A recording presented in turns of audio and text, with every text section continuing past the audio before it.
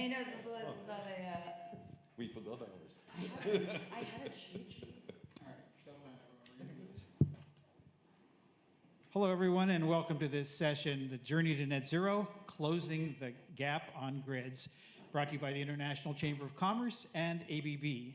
I'm Joel McCower, Chairman and co-founder of GreenBiz Group in Oakland, California. Delighted to welcome all of you, both here in the Blue Zone at COP28 in Dubai, as well as to all of those watching online. A great panel, which I'll introduce in a moment. So here's the assignment.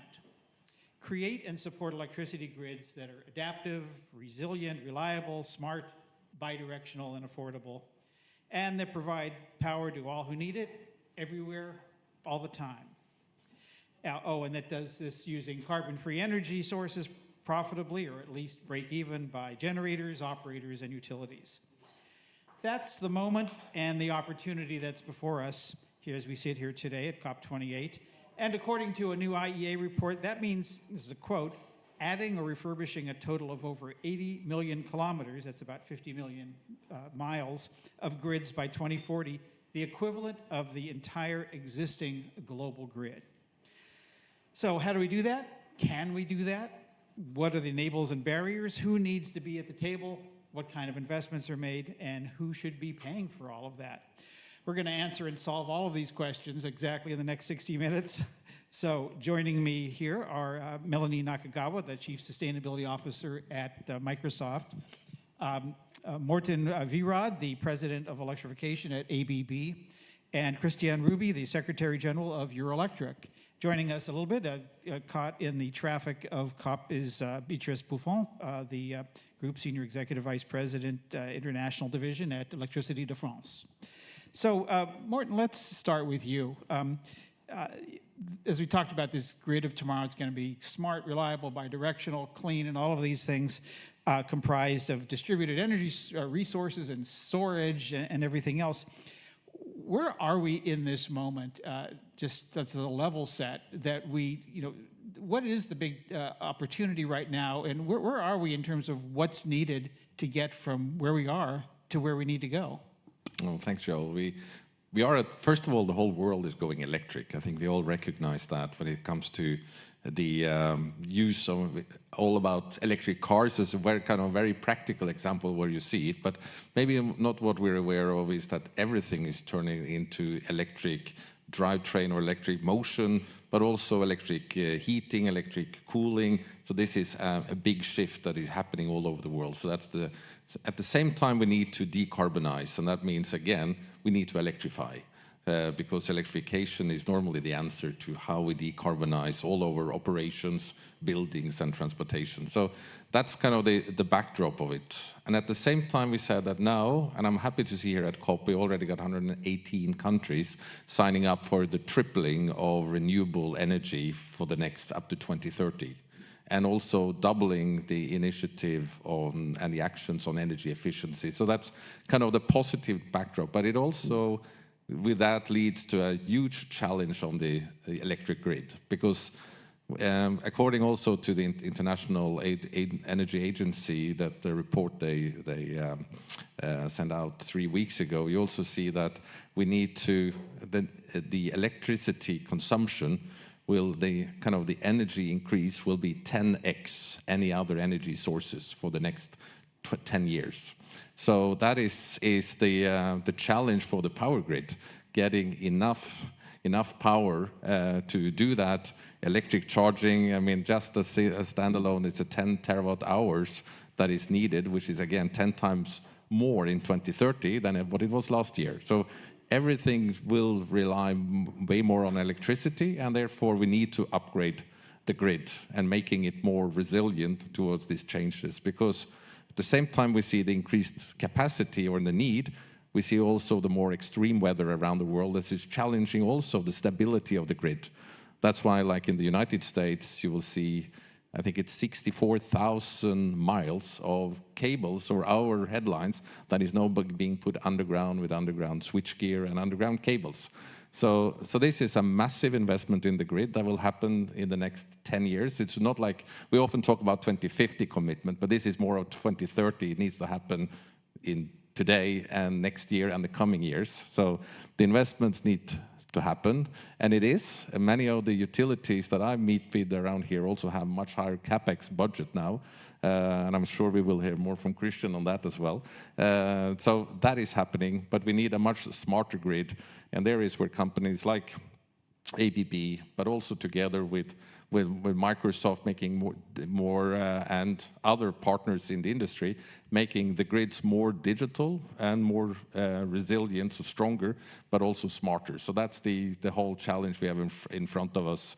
And I'm very excited to be in that industry and being able to provide some of the solutions, not all, but many of those solutions that will happen for the future.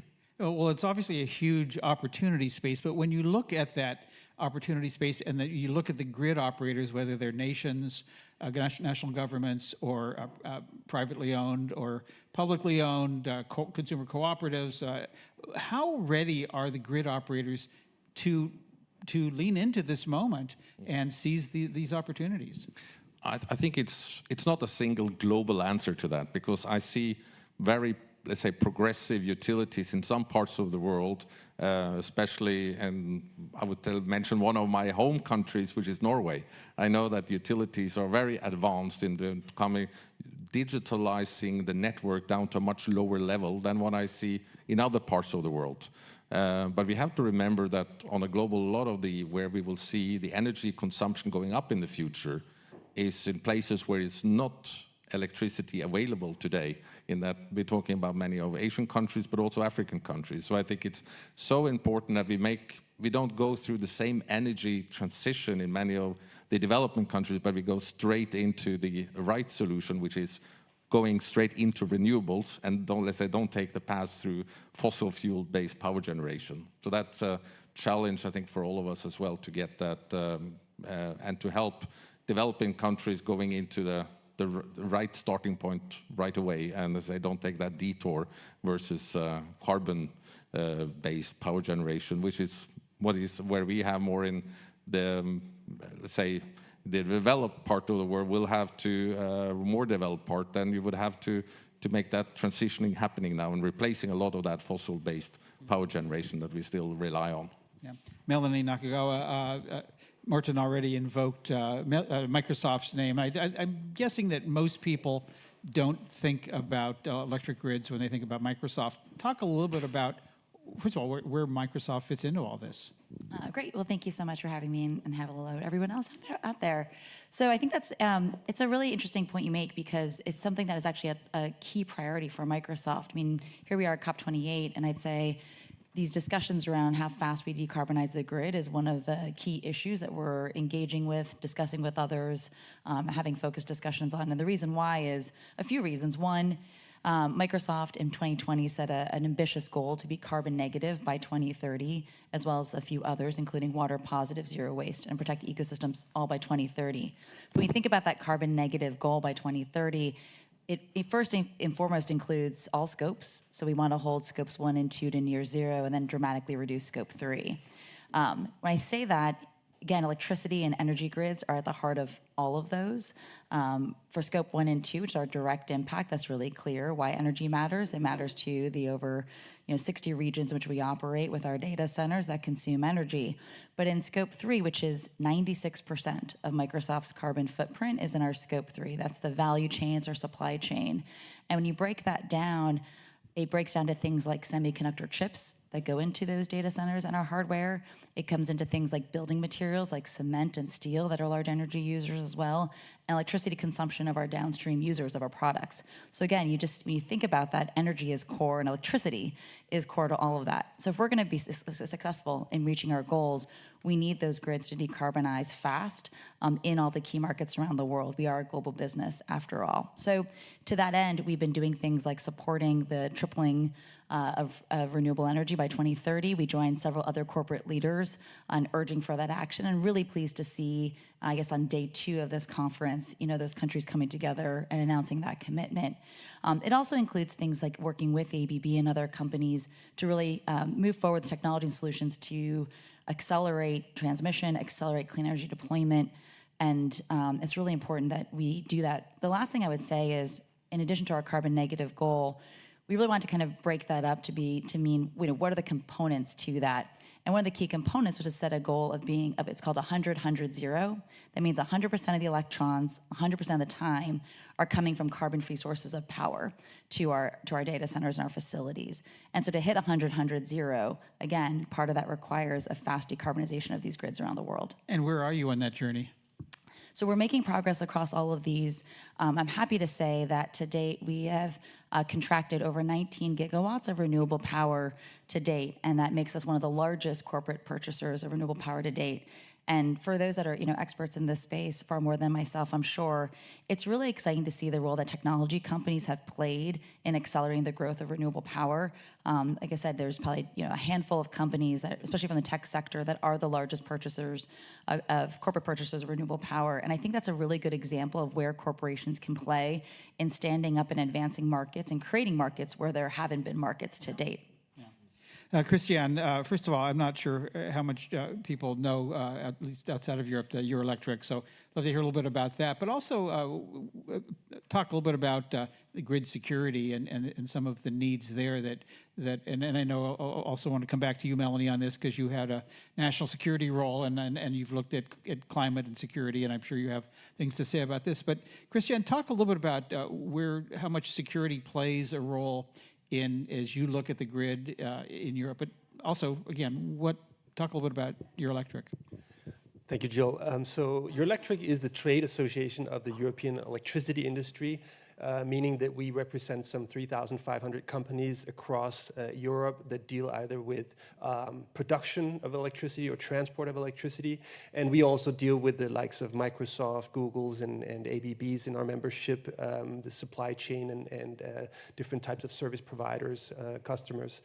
So coming to the security component, so this energy transition that Morten outlined, which is a fantastic feat and a fantastic journey for the sector, but also, frankly, quite challenging, is changing these years in the sense that on top of doing this quite technically complex transformation of the entire sector, the production, reinforcing the grids, and so on and so forth.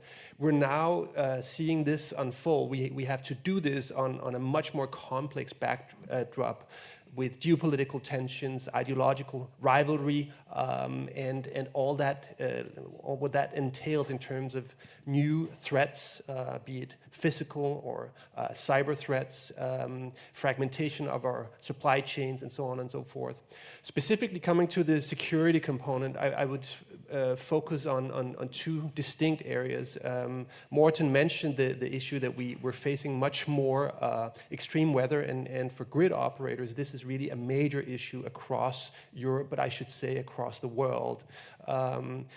So specifically, the extreme weather means that we need to build grids more resiliently. We need to invest in more physical assets, and we also need to reinforce them with digital solutions. We broke that down a few years ago in a study and came to the conclusion that over the 2020s, we're looking at a ballpark figure of 8% of all investments that are directly related to the resilience and let's say, the climate impacts on the grid. So what does that translate to in euros? So the aggregate amount of investments, and this is, let's say, 2 generations of targets ago, so we can easily add something to this. The ballpark figure for the 2020s was some 400 billion euros to be invested only in the medium and low voltage grids. So if we say 10% of that, we're talking some 40 billion euros that go alone for this price tag. And it's about more robust cables, lines. It's about cooling of transformers, of substations, and so on and so forth. And it's about flood protection and so on and so forth. So that's one, let's say, very serious threat and security aspect of the grid. The other one stems from the changed, let's say, geopolitical situation where we're seeing an increase of cyber attacks against the grids, and also now on a couple of instances real, let's say, physical attacks on infrastructure. I mean, look at Ukraine, that's one big attack at the electricity infrastructure, but also in the EU, we've seen, unfortunately now, attacks against energy infrastructure.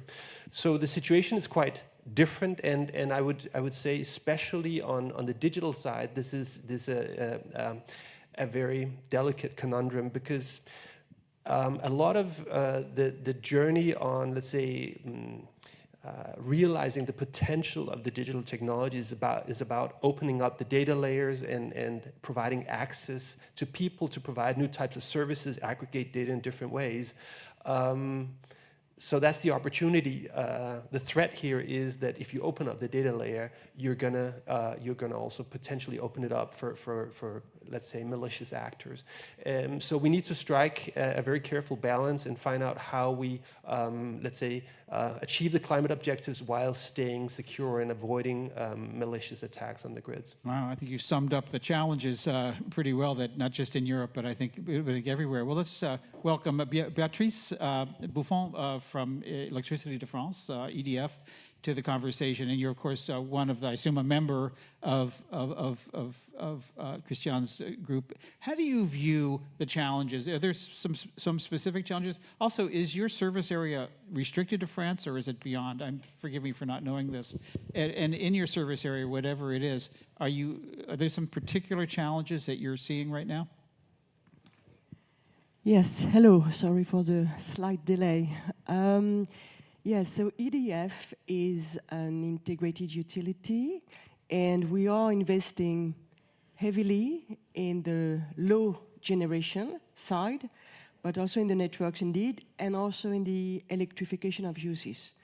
So upstream to downstream, and for us it's key, because to succeed with energy transition, we need to optimize the whole system at the same time. And for networks, it takes time. It takes too much time probably, but you need to have lots of consultation. Permitting process is cumbersome, and we need to plan for it. So we're going to invest, for example, 5 billion euros per year in the distribution in the coming 10 years. Why? Because we need to modernize, we need to digitalize, we need to extend the grid to inject more renewable capacities, because small renewable projects are spread throughout the territory. It's a new challenge, and we need to develop the network to be able to take all the renewable energy produced. We also have deployed 36 million smart meters that enable us to collect data and to have remote monitoring. We have done that with smart meters, but we need to do it with the global network. We need to put more sensors. We need to implement digital systems that will allow us to ensure the safety, the security of the system at any moment, regarding, for example, frequency variations. And it will allow us to optimize the use of the system. When you have a better knowledge, a better understanding of the electrical flows in your cables, you can optimize the use. You can maybe transport more electricity sometimes, depending on the climatic conditions. But to do that, you need to have really a deeper understanding and live monitoring of your system. So that requires billions of investment, and that's what we're going to do in France. Regarding transmission, we also need to increase and reinforce and digitalize our transmission system. And just one example, even if we are not bad at planning in France, we were a bit slow, however, as in other countries. And considering the deployment of offshore wind farms, we wanted to accelerate offshore, and we're going to accelerate offshore, except that we have been working a lot on the permitting processes for wind farms. So great, we have been able to go from 10 years to 7 years, which is still too long. The issue is the network is not ready. Because when you put lots of power offshore, you need to have transmission systems adapted. And in fact, it takes more time. So lessons learned, now we anticipate, and the transmission operator in France, RTE, is deploying in advance substations and offshore cables to be ready to inject electrons offshore. So it is a big challenge. Of course, it depends on each country context. And we are present on the international stage, also in the transmission system. And we see very different cases. We are, for example, in Chile, where solar production is in the north. You have consumption in the middle or more south, and they have lots of curtailment. And it's long to deploy, kilometers of cables, and you have many communities and long consultation processes. So they have looked into new systems with large batteries, and they intend to deploy 500 megawatt batteries near the production, another near the consumption, so that network can adapt to intermittent production and to new needs in terms of consumption. So that big challenge, which is the same in Germany with offshore wind in the north, consumption in the south. So in France, it's a bit different because we have already production in several places, so it's not north-south. But still, it is a challenge. It is a challenge in terms of financing, in terms of planning, in terms of schedule, so that everything comes together at the same time. And interestingly, I will finish by that. RTE has issued a report about 2050 scenarios. And the strategy director of RTE told me, they can see who is looking at the document on the web. And the part that had been less looked at is the part on the network. Because I think people do not realize yet, in France at least, that it is a key part. And they are looking at the production side, but not so much at networks. They are not aware of the challenge there yet. But it's coming, obviously. Wow, the complexity of this is non-trivial. Maybe just a comment to it. I think we have a great challenge here in how to deal with the transmission, but therefore also so important to also do more of distributed power.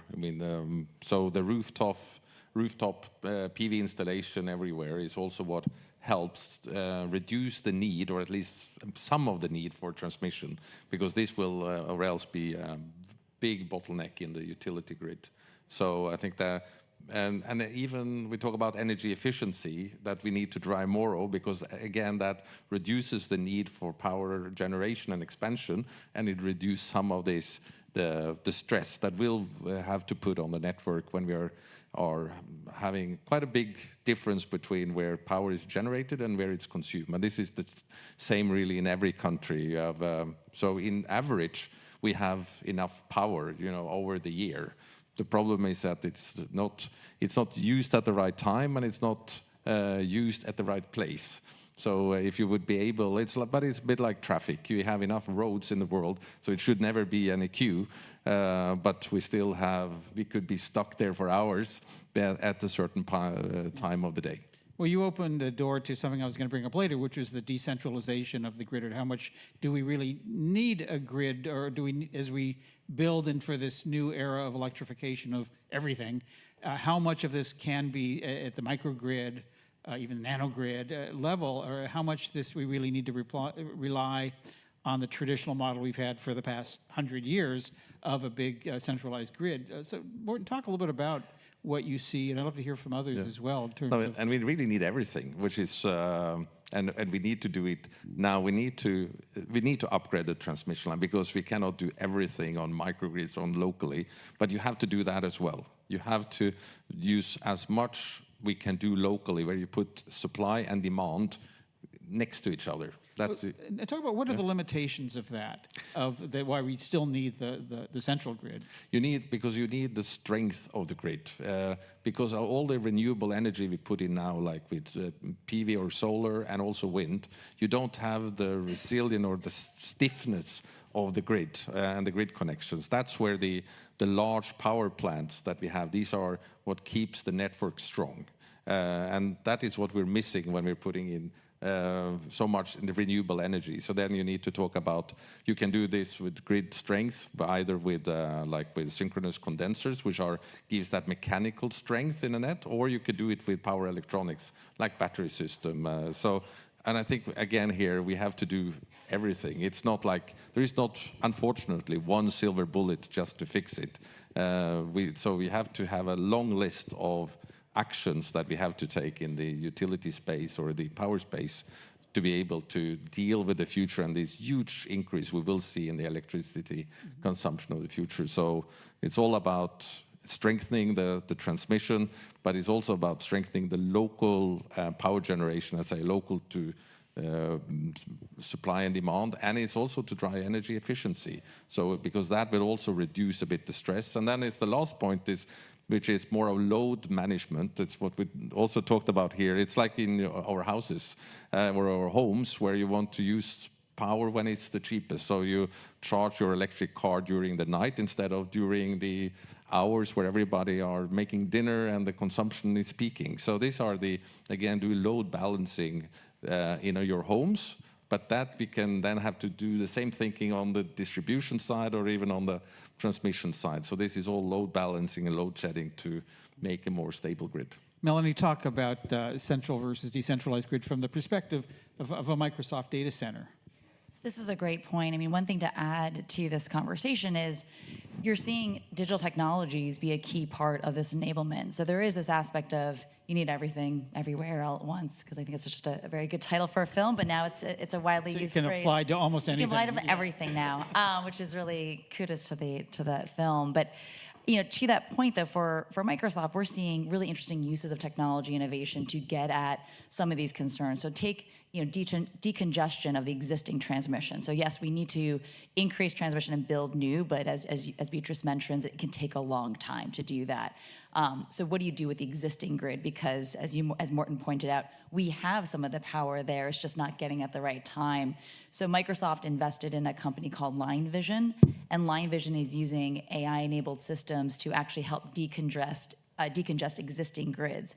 And the good news is it's already been applied. And upon its early application in National Grid UK, it has shown a 60% additional capacity being brought online, which is around 600 megawatts of offshore wind, which, as Beatrice mentioned, is you want to move more offshore wind online. Here's one way to do it on an existing grid. So that, I think, is a great example of innovations today being deployed that are dealing with existing transmission to help bring more online, which is really important for us to hit our 100-100-0 commitment, because we need more carbon-free sources of power coming onto the grid at any given time. Now, when you think about this idea of what comes after that, the next piece is how do communities benefit as well? So to your idea of decentralization and central grid, we want to make sure that as more power comes online, it's not just serving Microsoft's purposes, but also the communities in which we're involved with. And that really involves really innovative new ways of dealing with energy contracting. How do you build in community benefits into those contracts? We work with companies like Volt Utility Systems and Sol Systems to actually look at how do you provide a funds through those contracts to provide community benefits to historically marginalized communities when we're going out to increase capacity, not just for Microsoft, but also the community and surrounding area around it. And these are the kind of partnerships and the new era of where we need to go and where we are going as sort of utility providers, as technology providers, as energy consumers, that actually get at this issue of let's bring more carbon-free sources of power online, let's get the transmission to move those, and let's ensure that the communities around us benefit. The other piece I would just mention is, you mentioned on the solar and wind piece, battery storage, and that's another key innovation we need to see accelerated. And this is another great use and an opportunity of Microsoft's Climate Innovation Fund that invested in Form Energy, which is a long-duration battery storage. And there's just examples of where corporate actors can play in investing in innovation and helping to catalyze innovation that is not only helpful further upstream in our system, but also for other players downstream in the market. I also imagine that as you set up data centers around the world, and as you do site selection, that these all, first of all, finding the sites that are ready for Microsoft, not just in terms of the grid, but in terms of all of the other social and environmental pieces, and community engagement, and all of those things. How easy is that these days, or are you finding that there's just not enough selections, or is everybody potentially a site these days? Well, it starts with engaging with the governments and in understanding where government commitments are, where government demand is as well, and how do we help advance government commitments towards their own targets. So, being here at COP28 is a great example because you have country leaders saying that they want to be putting in place commitments towards the Paris Agreement goals that included these nationally determined contributions, but it also included the sobering truth that we're not on track. And the global stocktake says that all of the countries are not necessarily on track or not on track. And so if that's the case, where do companies like Microsoft play? We start with, how do we help countries get on track by, in the site selection conversation, saying, well, we will be an off-taker of carbon-free sources of power. You had these commitments on the table. How do those two, where does that overlap? How does our demand for more carbon-free power, how does that incentivize, accelerate a country's progress to their nationally determined contribution or their climate goal? In the case of the EU, the most recent grid action plan out of the EU talked about how much more, I think it's 60% more energy is going to be needed by 2030, I think was the stat. And if that's the case, again, how does Microsoft participating in those markets help support that growth, but coming from carbon-free sources of power? Yeah. Well, it's no longer just the price per kilowatt hour. And I'm sure some of the places you go, you find infrastructure gaps. And I'd love to hear from both Christian and Beatrice in terms of what are the infrastructure gaps you're seeing now in Europe and in your general overall service areas globally. What are the big gaps that you see? And I'm sure it depends on the localities. I know that's a very broad question, but is there a way to sort of sum up? And is it on the transmission and distribution side? Is it on the transformers? Where are those gaps?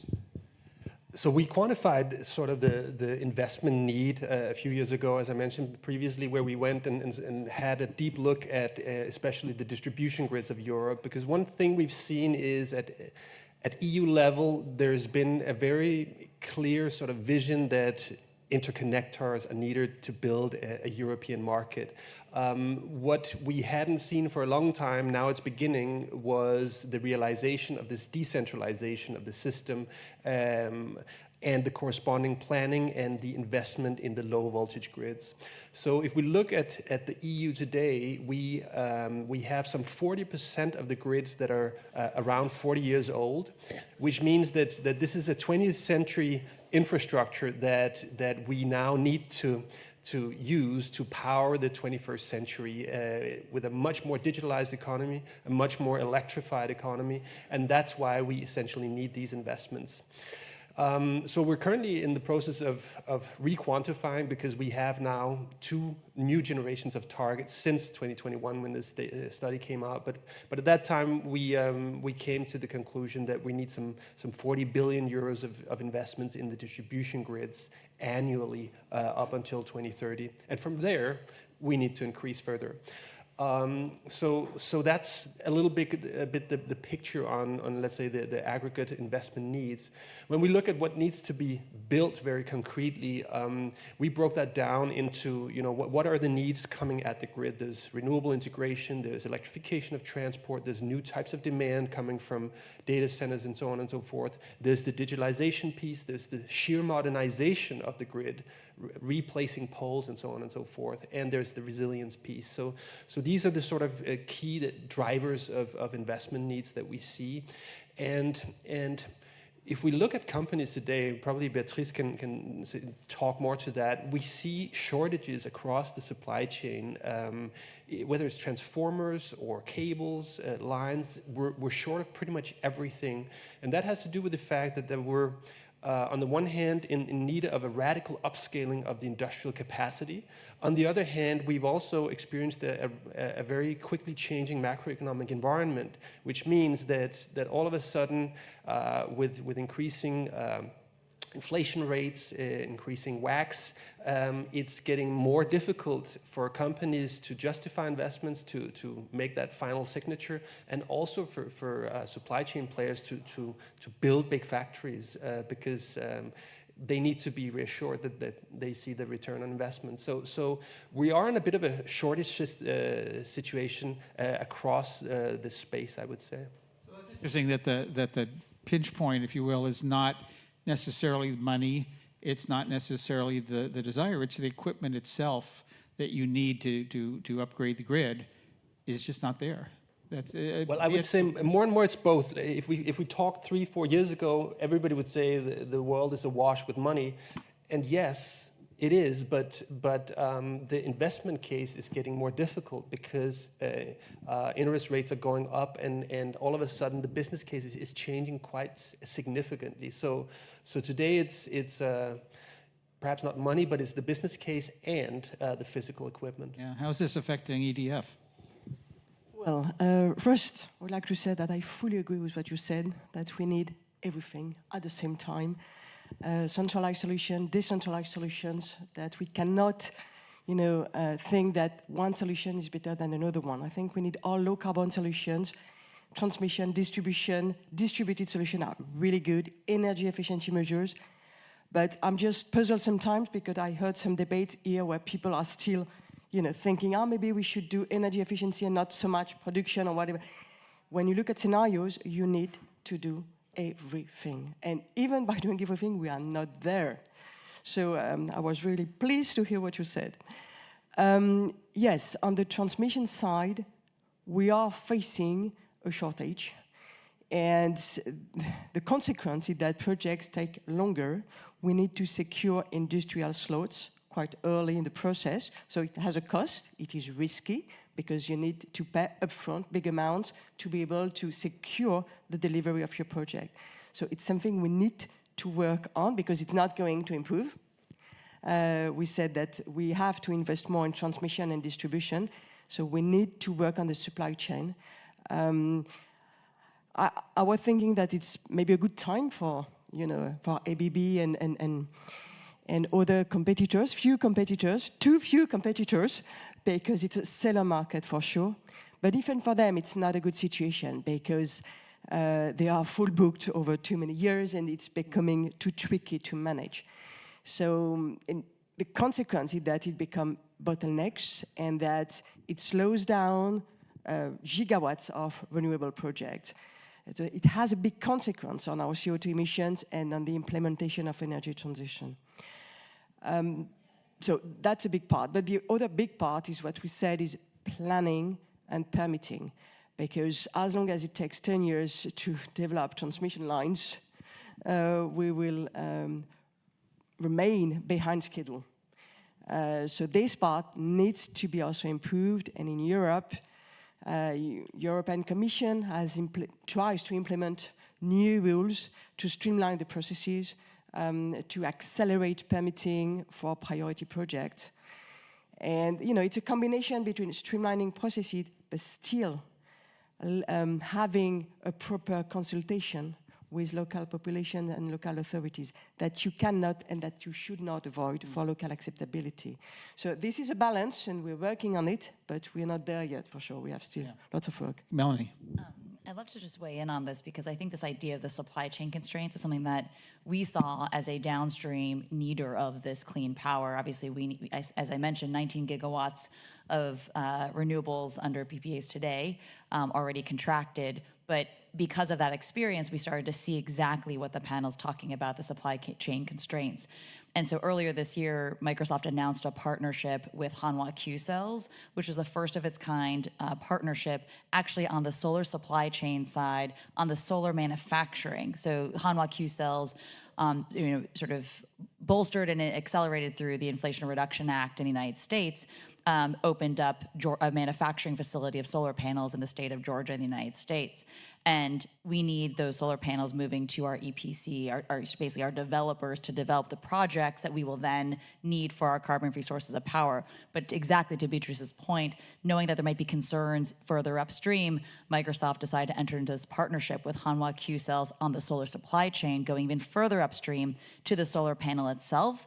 And I think it's a really, sort of unique example of, again, where companies can step in and talk about, where the need is and what we can do to help support the growth in that space. There's another piece too, which is, earlier today, Microsoft released a paper on nuclear policy and what is, Microsoft's position around advanced reactors and nuclear energy, both fusion and fission, because again, it's everything, right? For us, we need all carbon-free sources of power moving into these systems, long duration storage and the like, because of some of the constraints we're seeing, throughout the system. And I think this is just another great example of how do we get at some of this resilience and supply chain issues. So Morten talked about supply chain issues. You're kind of the supply chain, as Beatrice said, one of too few suppliers. You might disagree with that assessment, but how are you seeing your ability to deliver what EDF and others need?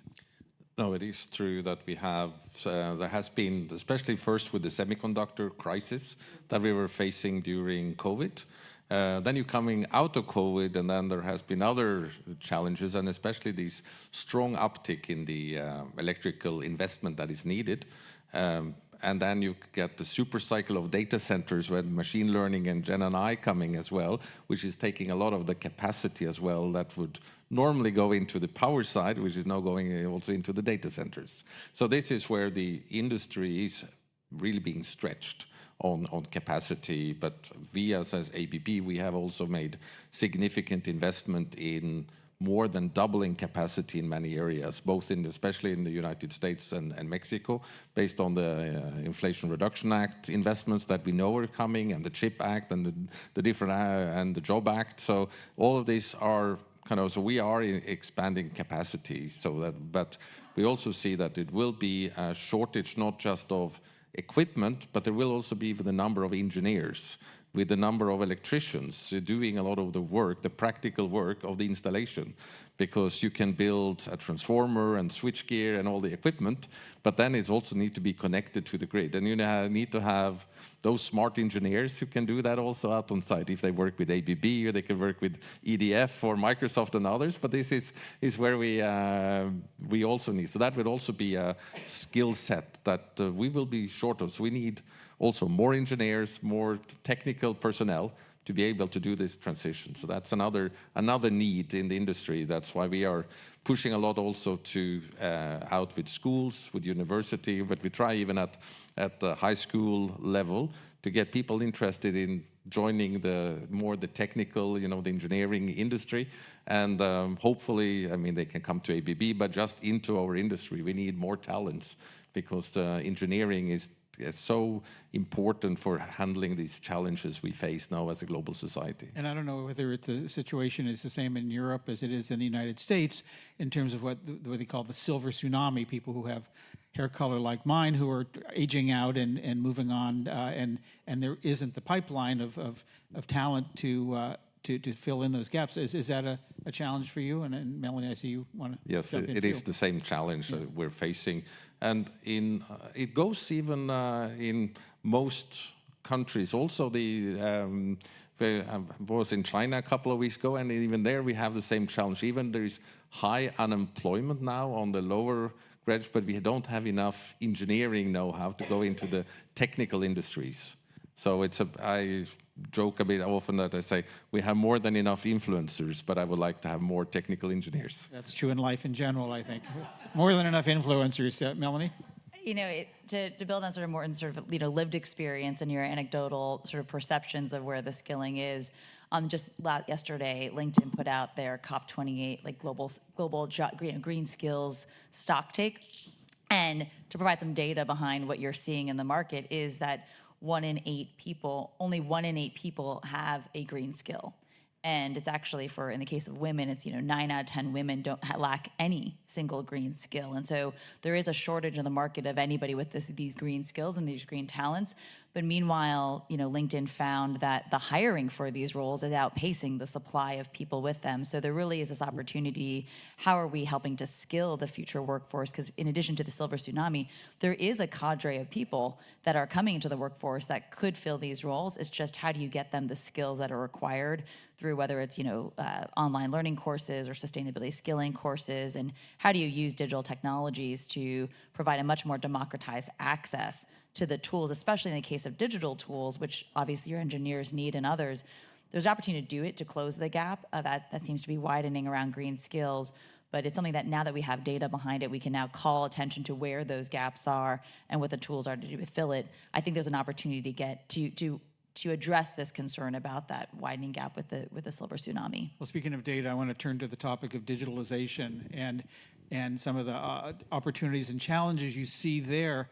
We've got this, we have the Internet of Things, we have the cloud, we have AI now, which is just ramping up faster than anyone can even imagine. And all of that's going to require a lot of first digitalization, and then we can talk about the security pieces of those as well. Starting with you, Beatrice, how does that fit in, and what are some of the challenges and opportunities that you see around digitalization of the grid?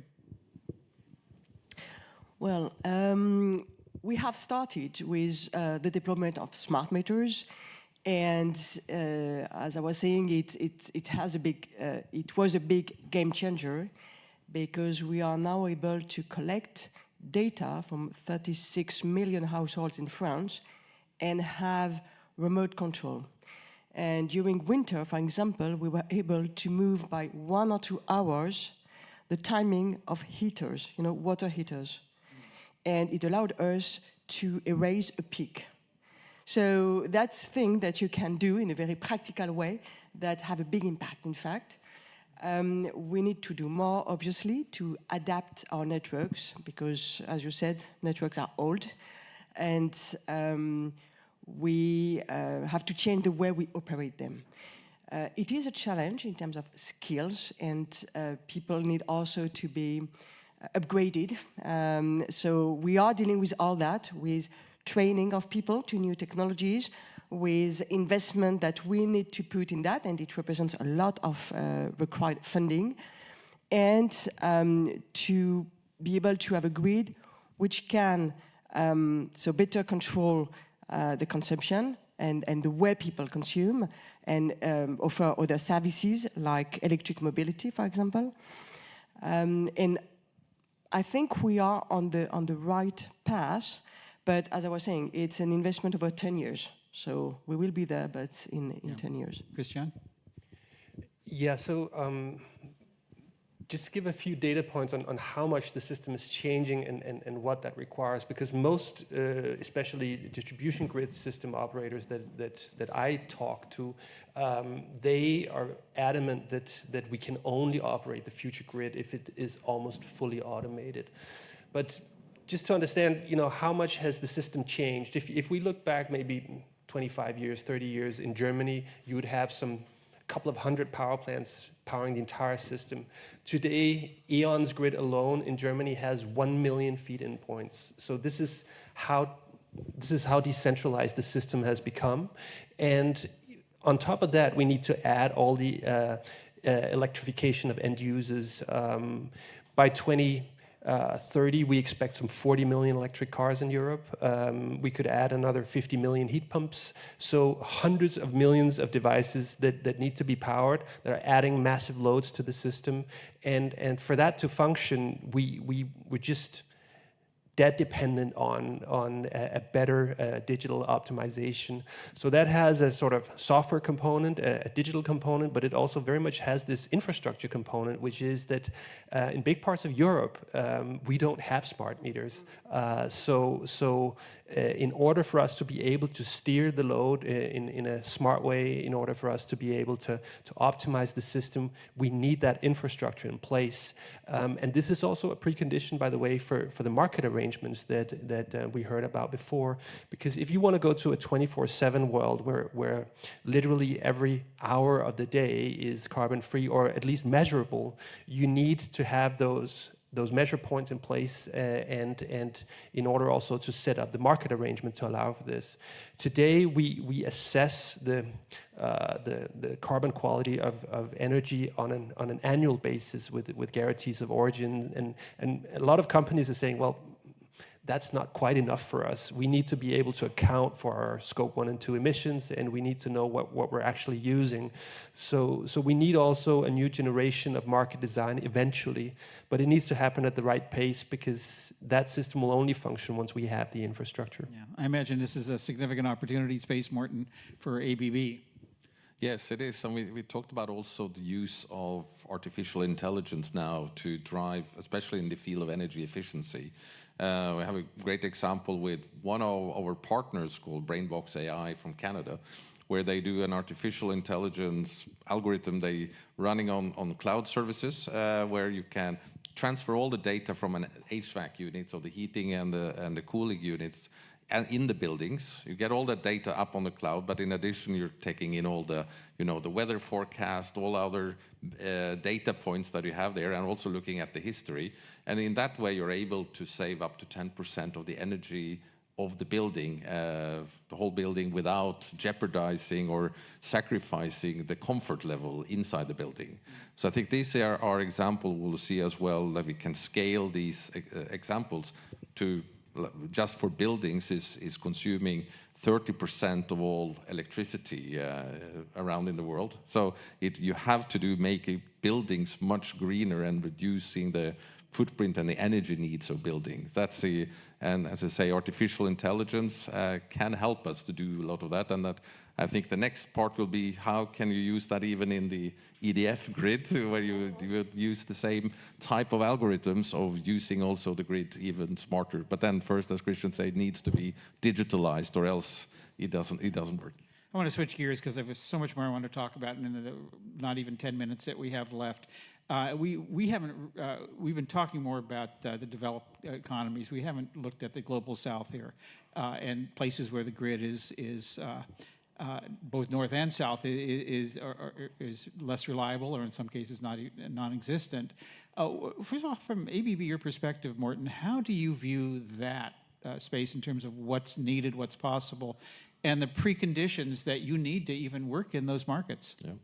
No, I think the first point is that we, as I said earlier as well, we should go straight into the renewable power generation and don't take that detour that is often being used through carbon emission-based power generation. So I think that will be an important part for when developing countries are developing, that we also, we as ABB, but I think it's also going to getting the right funding in place and for these investments that have to happen, because we know with the population growth where it's going to come, it's Asia and it's Africa. That's where, and we also know that the energy consumption, that's also the places we will see the biggest increase. So when we want to address the carbon emissions, that's also now we have a golden opportunity if we get this right to get started in the right way. But it's also a big risk that we can do it in the old-fashioned way and we don't use the new technologies available. And then, that can just not happen this time. So we as ABB, we are also there investing together with our partners, many of these countries, and how we can help getting started, as I say, on the right foot and not have to take that extra step. Yeah, Melanie, I'm guessing that a lot of these parts of the world are where Microsoft either has or plans to, would like to build data centers. What are some of the challenges and opportunities that you see in setting up shop in developing markets? Well, one is really understanding, making sure we have the capacity and the understanding of what do they need and where the existing energy systems are. And what we're seeing and what we know is that in many of these countries, they're a coal-based system, and they're relying on coal-fired power plants. And so for a lot of these conversations starts with, well, what are the alternatives to coal-fired power? How do you then bridge that gap from what is the incumbent technology that's been there for several years? It could be subsidized. How do you actually start that transition away? We have a strategic partnership with a company called TerraPraxis, which is using digital technology to help look at the 2,400 coal-fired power plants and how do you transition them to carbon-free sources of power. There's some unique qualities with coal-fired power plants. They're already connected to transmission. They already have that interconnect established. So you get through that one bottleneck, and then it's really about what would you swap it out with? What are the alternative technologies you can do there, which is, a good first step to thinking that through. You also see the work that's happening in these government partnerships that are looking at, development banks along with country governments trying to accelerate not only the coal transition in these countries, but also, build in and invest in the clean power projects around in these key markets, which then to your question about, where we go and how we partner, they become more attractive countries and places for us to go because you have the opportunity to actually source carbon-free sources of power to meet our energy needs. All of these topics are ones we can just keep going on, but yeah, Beatrice. Yes, just on that part, we are active at EDF in around 30 countries, in Africa, in the Middle East, in Asia, in America. And what we see that there is no one size fits all, Of course. And many countries are developing intensively renewables, wind and solar, and have to face these intermittency issues. And what kind of baseload can you develop in parallel? It depends. In France, we have made the choice of nuclear, so we are investing heavily in all low-carbon sources, nuclear, wind, solar, hydro. In some other countries where there is no nuclear, gas can ensure the transition. I cry each time I hear a new coal investment in China. I think it's a nightmare. But you need also to face the fact that in some countries, like Uzbekistan or the Middle East, if you want to have more renewables rapidly, how do you enable this change? And we are working on some gas projects, for example, in Saudi Arabia, together with CCS, with carbon capture. And I think these kind of countries, they have the right resources to develop these new technologies. So that's where I was saying we need to deploy all solutions that we can. We need all of them. In Africa, we are building lots of hydroelectricity projects because they have so much resources in hydro. So you have always to optimize according, of course, to the local resources, to the frame, to the regulatory frame, because to do nuclear, for example, you need quite a heavy safety and regulatory authority in place, and it's not adapted to smaller countries. So each time we have to adapt and to find the best solution to have low carbon solutions. But, there are sometimes debates saying, okay, we should do only solar and wind. Yes, but if they don't have baseload, they cannot take it. It just doesn't work. So how do you do it? And what are the best options? With an open-minded mind, I would say, with an open-minded spirit, to be better. And just to mention that, to decarbonize, there are, other solutions that are being looked at, and I'm impressed by the Middle East initiatives in that regard. For example, we are, with ABB, we are about to deploy an offshore HVDC network to decarbonize the oil production of ADNOC. Wow. So you can think it's a bit weird. What is green oil, But it is part of the solution. Because if we say we still need oil for some years, it's better to produce oil without CO2 emissions.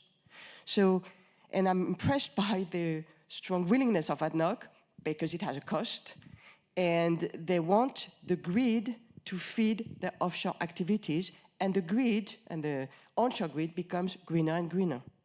So that's also part of the solution. Wow, yeah. Christian, want to weigh in on this?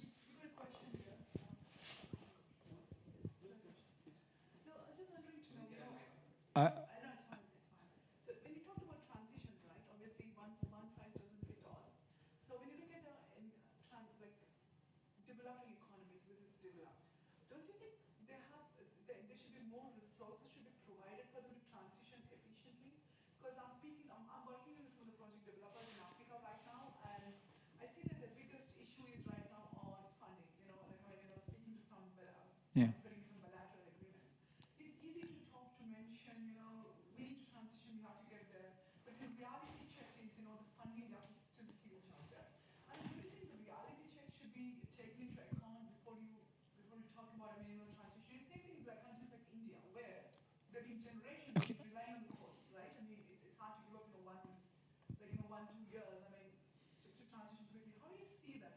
So, we're almost out of time here. So we talked a little bit about the funding and who wants to take on the question of funding in the developing world? Funding, yes. What we see in Africa, if I take your example, is that we manage to mobilize funding from multilateral agencies, from the World Bank, from JBIC, credit export agencies. Excuse me. Just to answer that. Yeah. So I'm not saying it's enough. I'm just saying that it's a hard and very long and very intense work to manage to have all these heavy people, but very useful people doing this project together, but it makes this project feasible. We're going to invest in Malawi in a 350 megawatt dam. Malawi is a very small country. We would not be able to do that without the World Bank guarantees. So there are systems, we need to do more, and obviously countries need to invest more through World Banks or other agencies, but these tools exist. They can be improved, but they do work. Yeah, we need to wrap up here. I'm committed to an on-time arrival of this vehicle, so I Fly want. more planes with you. Yeah. I want to ask each of you a question in roughly a minute or so for each of you. When we meet back at COP30 in 2 years, Belém, Brazil, how do you hope that this conversation will have changed from each of your vantage point? What do you hope that we'll be talking about then that maybe we'll have already worked through? How will the conversation have changed for you, Beatrice? That's a tough question. Well, compared to today, I hope, of course, that we will make progress every year in our commitments and progresses. But I would say on the supply chain side, which is really the tricky part today, not only for transmission or for all components, for raw materials, for everything, it's becoming the bottlenecks of energy transition. So I hope that in 3 years, compared to now, we will be more optimistic in that point of view, from that point of view. Yeah. I would say the increased focus in these negotiations on real drivers of emission reductions, renewable deployment, energy efficiency, other low carbon technology deployment, I think is very, very helpful. And some of the, let's say, political innovations we've seen in Europe in the last few years is that we have now effectively focused on how to unlock, for instance, the permitting challenge. So we're now looking at an overriding public interest principle in Europe to be deployed and seen, also unfolded in court cases, to say delivering on climate action is an overriding public objective or priority, and therefore other things that might stand in its way can let's say, can be assigned less weight. We're also looking at acceleration zones for renewables, and it's a bit the philosophy that Beatrice was talking about. Let's build the grid connections before, as soon as we have that zone, so we don't wait another 10 years once the turbines are up. So very concrete and tangible ways of accelerating the pace of deployment and the deployment of different types of solutions will be very welcome. And I hope the conversation has shifted towards that much more actionable, let's say, mode. Yeah, I'm going to skip over you and give you the last word. So, Melanie. I'd say that I think in 2 years' time, two things will be hopefully true. One is the amount of conversation we've had already in the last year on transmission in terms of its breadth. You know, obviously people have been aware of the transmission bottlenecks that have existed, but they're often those that are dealing with it every day. The fact that there's a grid action plan out of Europe, the United States just passed some more policy around transmission at the federal level. It just feels like in the last year, the heightened breadth of people talking about the transmission challenge is significant.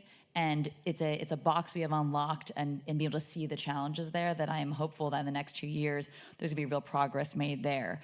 The reason why I'm hopeful for that is because we're also at just the very beginning of how you apply advanced AI to various parts of our energy system to help accelerate progress there. We don't know necessarily what's gonna come of this, right, to date, because we're still at the beginning of it. But I think there's an opportunity here that potentially you can bring some of these timelines in on various technology developments, battery storage technologies, renewable deployments because of this. So I'm hopeful in the next 2 years' time, if you look at just what happened in the last year, it feels like in 2 years' time we'll be in a much we'll be able to show more progress towards these goals. And one of the big unknowns is, will AI exacerbate some of the problems or solve these challenges as well?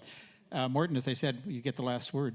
Well, thank you. And for me, I would be very practical about my wish list would be that all our suppliers and customers have set themselves their net zero ambition, hopefully already by 2030, that they have identified where they use and where they waste energy, and they have a clear plan, an action plan to implement it within the next years.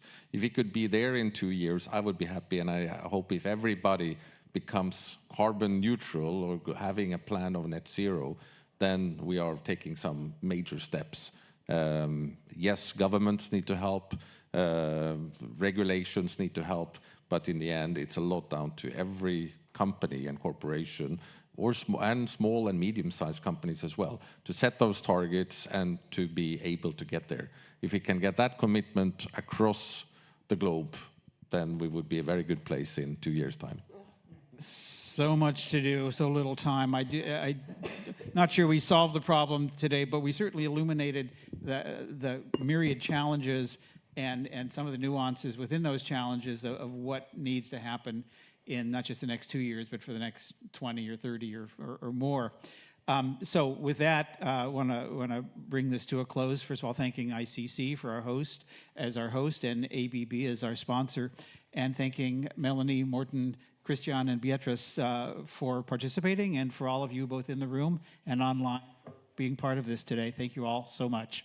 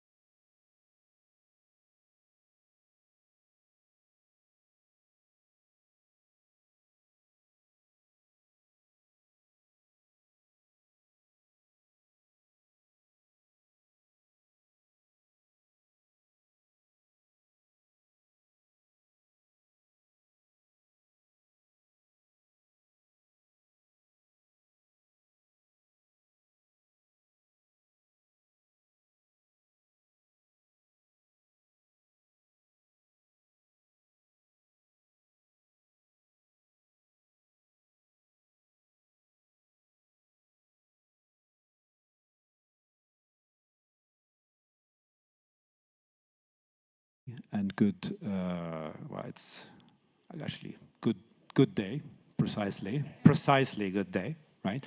It is a pleasure to have you here today on this great panel here at the COP in Dubai. And it's great to also see you here in the room and our, as I was assured, thousands of online viewers as well.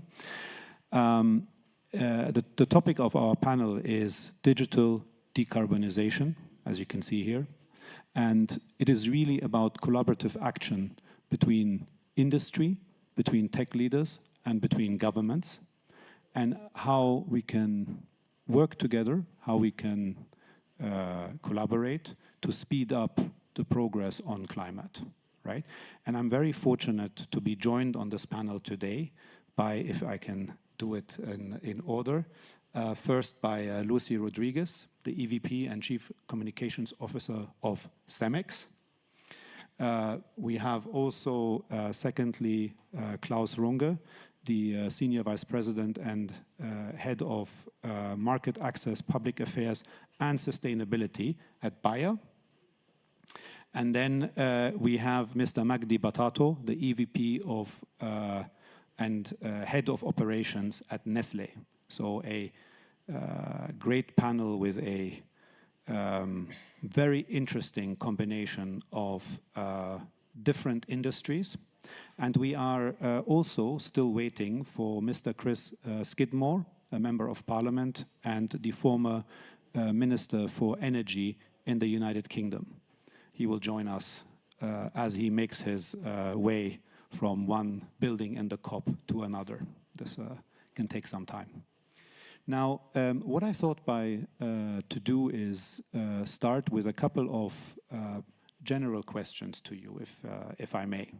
I mean, as I take in this COP, this is not a usual COP for those that have been to a COP before. It is one that is quite, where there's a lot of discourse and a lot of, at times, very animated discussion. Right? I mean, for all those that thought that the energy transition was going to be easy, it is clear that once you bring the industry into it, the energy industry, this is a very involved discussion and at times a very messy discussion and a very interesting discussion. At the same time, it is great to have so many different viewpoints in one place discussing what ultimately is very meaningful and very important to us, yeah?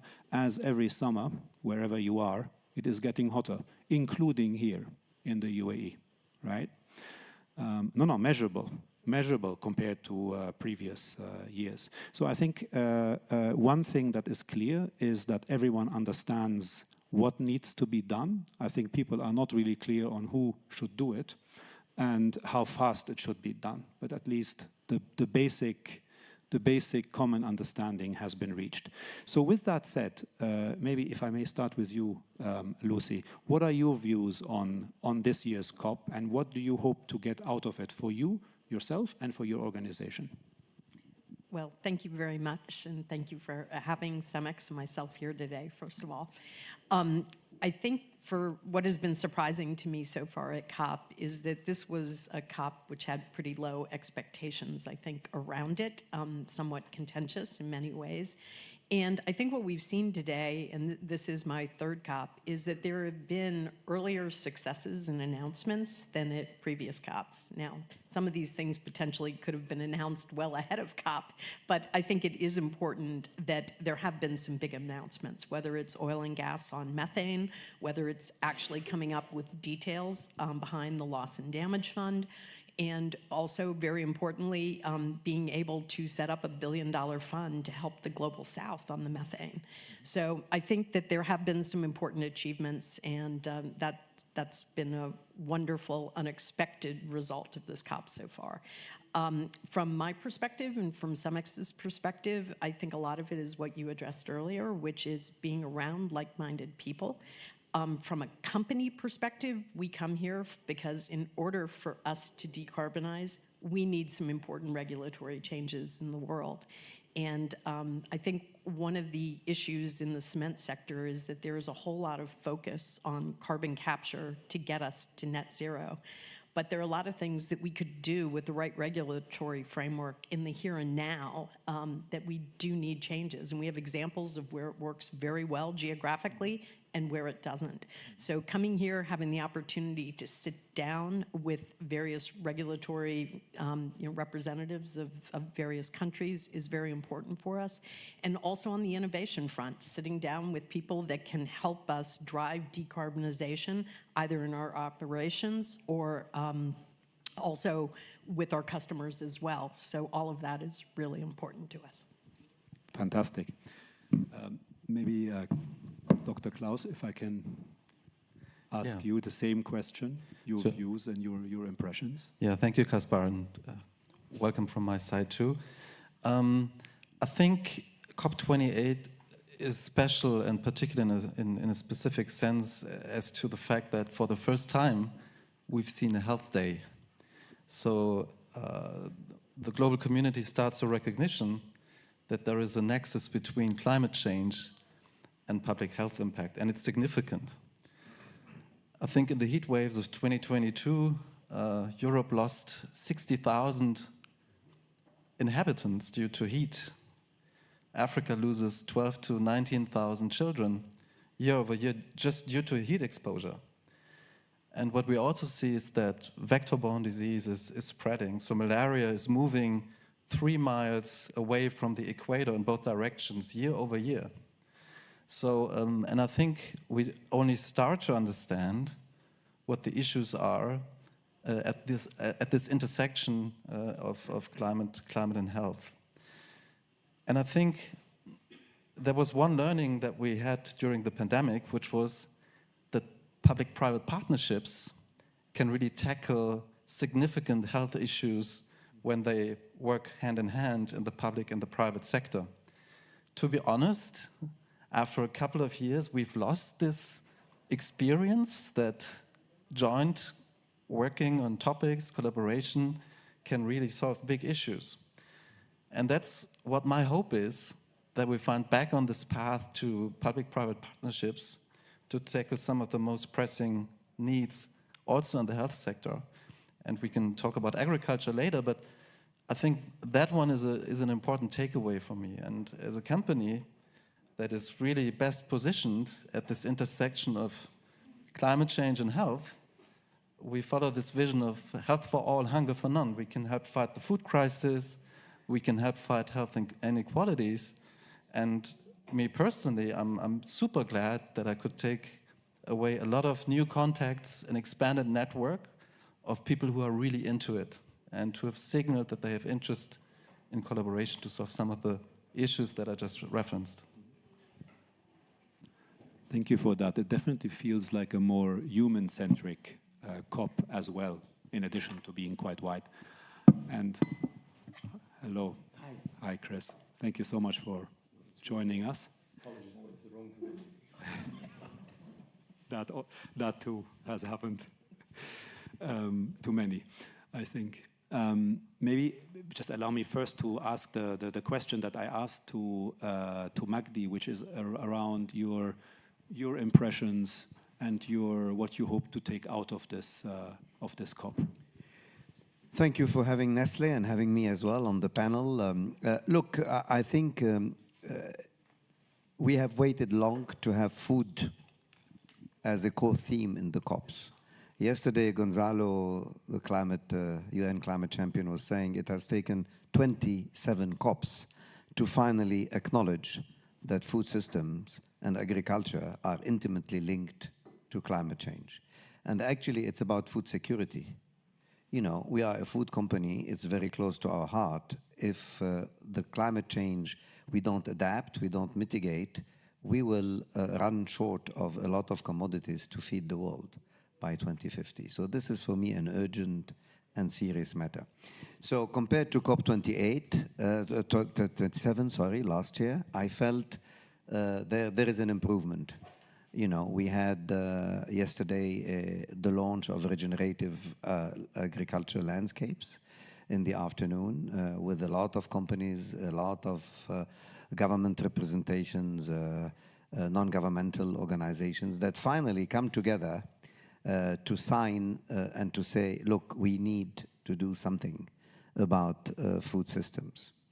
And actually this afternoon, we have also a launch of the Dairy Methane Action Alliance, which is again acknowledging that methane is part of this journey and reducing methane should be part of the journey. And specifically not for dairy industries, but not only for dairy industries. So finally, an acknowledgement that this is important, and also some alliances around roadmaps, you know, to put farmers at the center of what we do. Because without being farmer-centric and without taking care of the livelihood of farmers, this evolution in agriculture will not happen. And then it will threaten food security. So I think I see signs of improvement. I see signs of acknowledgement that this is important. And I see momentum with alliances around, you know, moving forward to be able to kind of save humanity, because we need to be fed also by 2050 and beyond. And that's important to us and very close to our business as well. Very true. Very true. And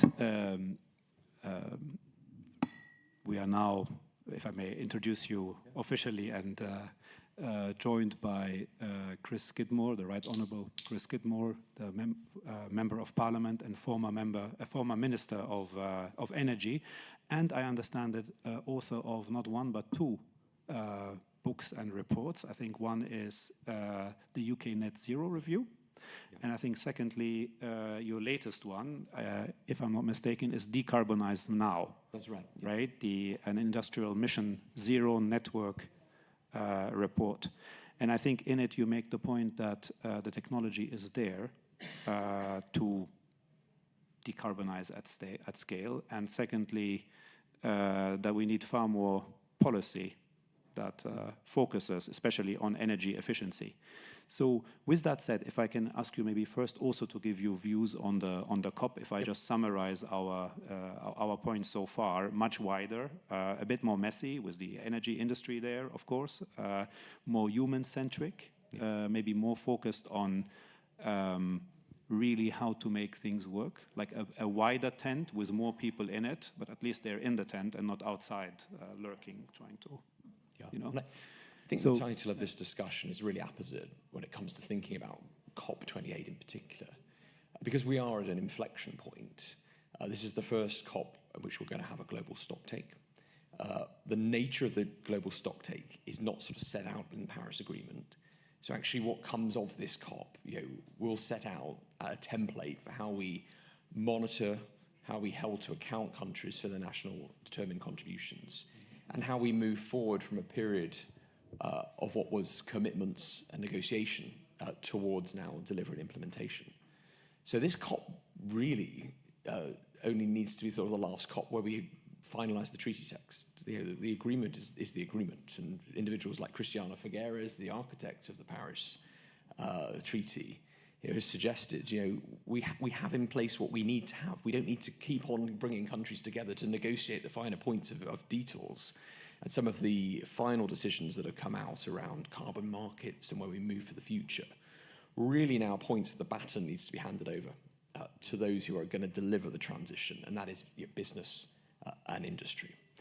I was asked by the UK government as the minister that signed net zero into law back in 2019 to come back and almost mark my own homework, to come back to that commitment, look how we were doing in the UK and what we could do to make net zero economically more effective, more efficient, more pro-business and pro-growth. And so I produced a report, the independent report you mentioned. It's now a book, Mission Zero, which was almost a sort of stock take for the UK.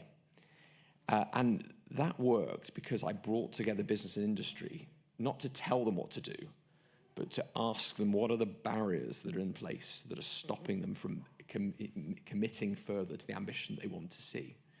And when it comes to business and industry, we're seeing some fantastic initiatives now that came out of COP26, with the breakthrough agenda. Yeah. And we're going to see the buildings breakthrough with France and Morocco, I think, tomorrow, with some of its detail. We've got the concrete agenda, which Canada are leading.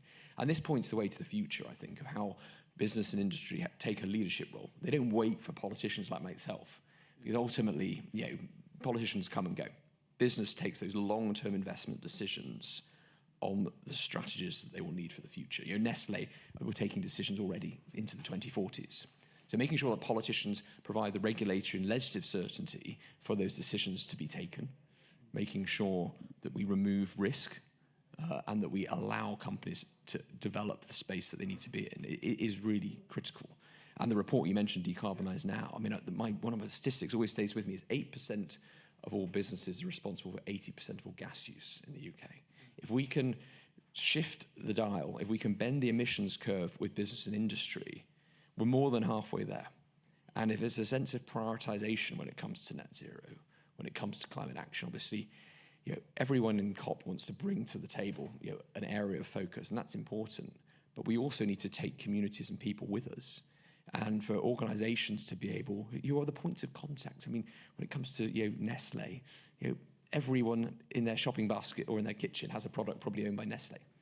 It's real to them. And it's that translation of understanding that it will be through business. People can see why this is going to mean a difference to them, that we're going to get the most effective action. If I may follow up with a question there. So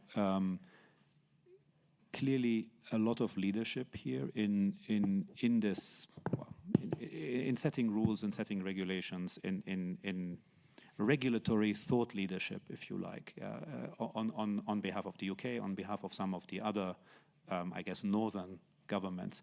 How much, like, from your personal experience, how much traction do you see that having with governments in the Global South? How concrete are those plans? And yeah, if you just want to comment. Yeah, and I think the challenge here is really leaning into the transition as an opportunity. Obviously, there is that wider question over whose carbon dioxide is this? You know, recognizing that carbon dioxide has a life of 300 years. So recognizing some countries that aren't even on gas and oil yet, you know, they're still burning wood stoves. You know, sort of that ultimately telling these countries that they can't have the ability to grow economically, you know, is a wrong path. They've got to be able to demonstrate and co-invest in these countries to say that, you know, action on climate is not going to leave you sort of colder and poorer, or sort of put you in a position where you're not able to grow. And obviously in the Global South, we have a huge challenge around population growth and making sure we, you know, recognize that this is an opportunity to skill up this population, to be the next generation who are going to lead this transition. For myself, we've seen a number of countries coming to COP with their own sort of transition plans. I think I'm doing an event with the Mozambique energy minister tomorrow, and they've $85 billion. They want help in securing that inward investment to map out their own energy transition for the future. And they've got a huge wealth of natural resources, whether it's solar or whether it's wind, if you look at Peru or Namibia, where we need to be able to set out the roadmap, as was mentioned, to make sure that they don't make the mistakes that maybe we've made in the global north, you know, learning the lessons where we had a number of false starts in the past. How can we use some of the frameworks, contract for difference, for example, in the United Kingdom, that's going to provide the blended finance models? I think that's where we can, you know, really step up. What we've got to make sure that doesn't happen in the Global South. It's not some colonial race where, you know, the North and our companies think that we can somehow exploit this opportunity. It's their opportunity, and we've got to make sure it, you know, is attractive for them as a result. So it's really looking at it as a value-generating opportunity, you know, that the drive towards sustainability, yeah, not just as a burden. Yeah, that's kind of what I'm hearing. And the other challenge is around when we look at emissions and we look at the value chain in that emissions, whether it's scope 1, scope 3, you know, for most larger multinational companies, you know, their scope 3 emissions are their challenge. Now, those scope 3 emissions are the supply chain scope 1 emissions. So recognizing that we're all in this together, that those emissions that are being produced by maybe some of those smaller supply chain partners in countries through no fault of their own, how then the larger companies can come to them and say, we want to support you because it's in our interest too to reduce our scope 3 by helping you with your scope 1. You know, it's not an abstract proposition, and that's the real opportunity we have. Thank you. Lucy, you are you work for Cemex, Yes. right? Clearly at the intersection of the North and the South, if you like, right? How do you work with policy? How does it work for you? If you want to give us some thoughts on that. Sure. Obviously, we operate in about 40 countries around the world, and regulatory frameworks differ tremendously from one to the other. And one of the things that benefits us, and we're primarily one of the Scope 1 companies that you alluded to, with about 80% of our emissions Scope 1 for the production of cement. But in places like Europe, there's a circular economy, there is a price on carbon, there are construction codes that are based on performance rather than on ingredients. And there we can move the needle and already be very close to achieving our 2030 goals for decarbonization.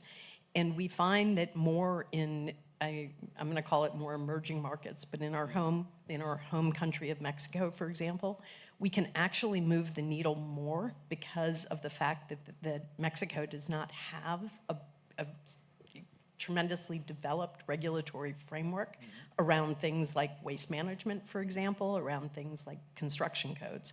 The hurdle for us, shockingly, is in places like the United States, where the codes that are written go back to the 1960s. They're ingredient-based. They require a very high content of what produces carbon in our production clinker, rather than in Europe, where it's based on standards of if you can achieve this kind of strength and resiliency with a much lower clinker footprint.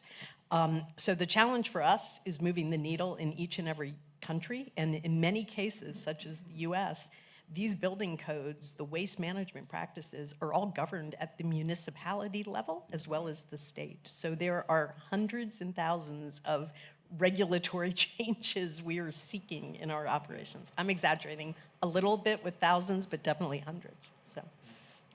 And to the point that Chris made in his book on energy efficiency in policy, do you see interest in that? Do you see that taking off, or is that still early, or does it depend where it is? It very much depends where it is. In places, going back to Europe, for example, we are able to use waste to produce energy and substitute for fossil fuels. Currently, about 70% of our energy mix is waste. There's a very developed ecosystem of waste within Europe, so we don't even have to get involved. But what's interesting is in a place like Mexico, where that waste management ecosystem does not exist, we've been able to develop our own business to do that. And this is a statistic that I love. We currently actually are co-processing 25% of the waste of Mexico City. So going back to our discussion of Cairo, Mexico City has a very similar population. So just imagine what that looks like. And as you engage in partnerships with other companies, do you see, is sustainability a topic for partnership, for collaboration? How does that, is that here in discussion at the COP, or? It is always a driver of our business. We have an extremely developed roadmap, and I'm really pleased to say that we have been overperforming against our roadmap. But this is literally plant by plant. It's something that we monitor on a daily basis. We review it at our management meetings monthly. And we're always looking for opportunities both to develop new ways to decarbonize, but also to cross-pollinate things that we're doing in one geography, being able to switch it to another. So a place like COP, we're getting a lot of startups that are approaching us here, and on the innovation side, it's a really important reason of why we come here. So. Great. Maybe if I can go to you, Magdi, as one with Nestlé, one of the pioneers really of digitization at scale, and of looking at overall efficiency and energy efficiency, especially as one of the guiding principles. If you don't mind, if you can just tell us a bit about your digitization efforts, how they link to sustainability, how that works globally, right? Please. When we started this journey a few years back, we committed, and Honorable MP said it, about these commitments, 2040, 2050. But for us, it was about 2025. So we have targets for 2025, 20% absolute reduction of carbon by 2025. And we are on track to deliver this. That I can tell you. And these are absolute reduction, absorbing growth, not percentages, and this is company worldwide. Our carbon footprint is twice the size of Switzerland as a country. Nestle worldwide. So it is important. So when we did that, we realized a couple of things. Number one, that 75% of those emissions are in scope 3, as exactly you said. So we had to take care about agriculture, and hence my points earlier about happy to have agro and regenerative agriculture and regenerative landscapes as the core of this journey. But also we need to look in our own house. And indeed, for the last 20 years, we have been doing energy reduction projects, energy efficiencies. We have a commitment as part of this roadmap to go to 100% renewable energy in our factories worldwide, and we are on track to deliver that. Trucks, all of that. But all this together is below 30%. But it doesn't mean we have not been using for years coffee grounds, wood, and other biomass to replace fossil fuels in our factories. So that's the journey we are on. Efficiency is about money as well. So it's very important not to have waste. So installing, steam meters, waste meters, water meters. We have done all that in our factories to be able to capture leakages, to capture waste, and to reduce waste. So it's the same principle. Reduce, reuse, and when it comes to packaging, people talk about recycle, of course. But energy is reduce, try to reuse, and be more efficient. State-of-the-art, and the technologies do exist, state-of-the-art evaporators, without entering into a lot of details. So we're doing all of that. So when we started to team up with companies like yours, it was about looking at digital technologies to monitor the process better. It's digital manufacturing and operations, it's DMO, which we have put now in all our factories worldwide. It's about understanding data. Data is very important. We have a lot of insight from data. It's data analytics. It's about also digital twins, and this is something we need to go more into to understand, because all these digital tools, the only area of improvement where I see we need to do more of is integrate those better, because they are a bit scattered. It's a bit, everybody in his or her corner, they do things with digital. But we need integrated platforms. We need ecosystem, digital ecosystems, hence the digital twin that we are working on, end to end, where you integrate all of it. So it doesn't suffice that you do your energy module, as I explained earlier, your labor planning module, your connected planning module. You need to integrate all that together. And that's, for me, the future. Unfortunately, not a lot exists on the marketplace when it comes to sustainability. When we approached this, there were lots of things and data lakes on trucks and factories and energy systems. There was nothing on the scope 3 that is of interest to Nestle. So we linked tools that we use at farm level, such as the Cool Farm tool, which is known in the agro industry, to something we developed in-house with our IT people to be able to capture all these data that are specific to Nestle. We have worked for 30, 40 years with farmers to improve their yield. We can't take an average number from literature. It will not be representing the Nestle supply chain. So this we had to input into, we call it the ESG GPS tool. And it is successful. We presented it at the Capital Market Day nearly a year ago, because everybody was interested to know how we could combine this. And this is where I feel there is still work to do in this integration around digital to be able to have an end-to-end approach. No, absolutely. Absolutely. I'm just listening to you. I think that the easy integration of the different software data providers, right? And also reducing digital waste in itself, right? I mean, not every piece of data needs to be stored 11 times, yeah, all across the world. I think this is going to be a big focus for everyone, and probably one that needs a bit more scrutiny as well. Because I mean, there's no point in saving a lot of energy on one side and then using it to store it somewhere else. Around digital waste, just an anecdote. I read a couple of times that if you have a company of 100 employees with normal email traffic and normal data used, it's equivalent in carbon footprint to 12 747s transatlantic flights. Yeah. Because we tend to neglect this. We tend to think all this does not consume energy, it's kind of free. It's not. So I'm not advocating for more pollution through planes, but I'm saying it is important that data and the waste around data is also important from a carbon footprint perspective. Yeah. I mean, without wanting to digress the panel, clearly one of the solutions to that is to leave the data where it is, meaning on-prem or hybrid, and only use it when you need it. This is clear. Maybe, I mean, we talked about Scope 3 for Magdi. Maybe if I can come to you, Klaus, and we talked about agriculture. We talked, I mean, ultimately, this is one of the great areas actually areas with a massive impact on sustainability that I think has not been as present in previous discussions. It's much more present in this COP. So can you talk about what you do at Bayer with regards to agriculture, to your climate plans, how you bring all of that together, and how much of that, this is the second sub-question, you then share with companies like Nestle and others, if at all, right? Yeah, thank you, Kaspar, for the question. So, in fact, agriculture is responsible for roughly a third of global emissions. So it's a significant impact that the sector has on the climate.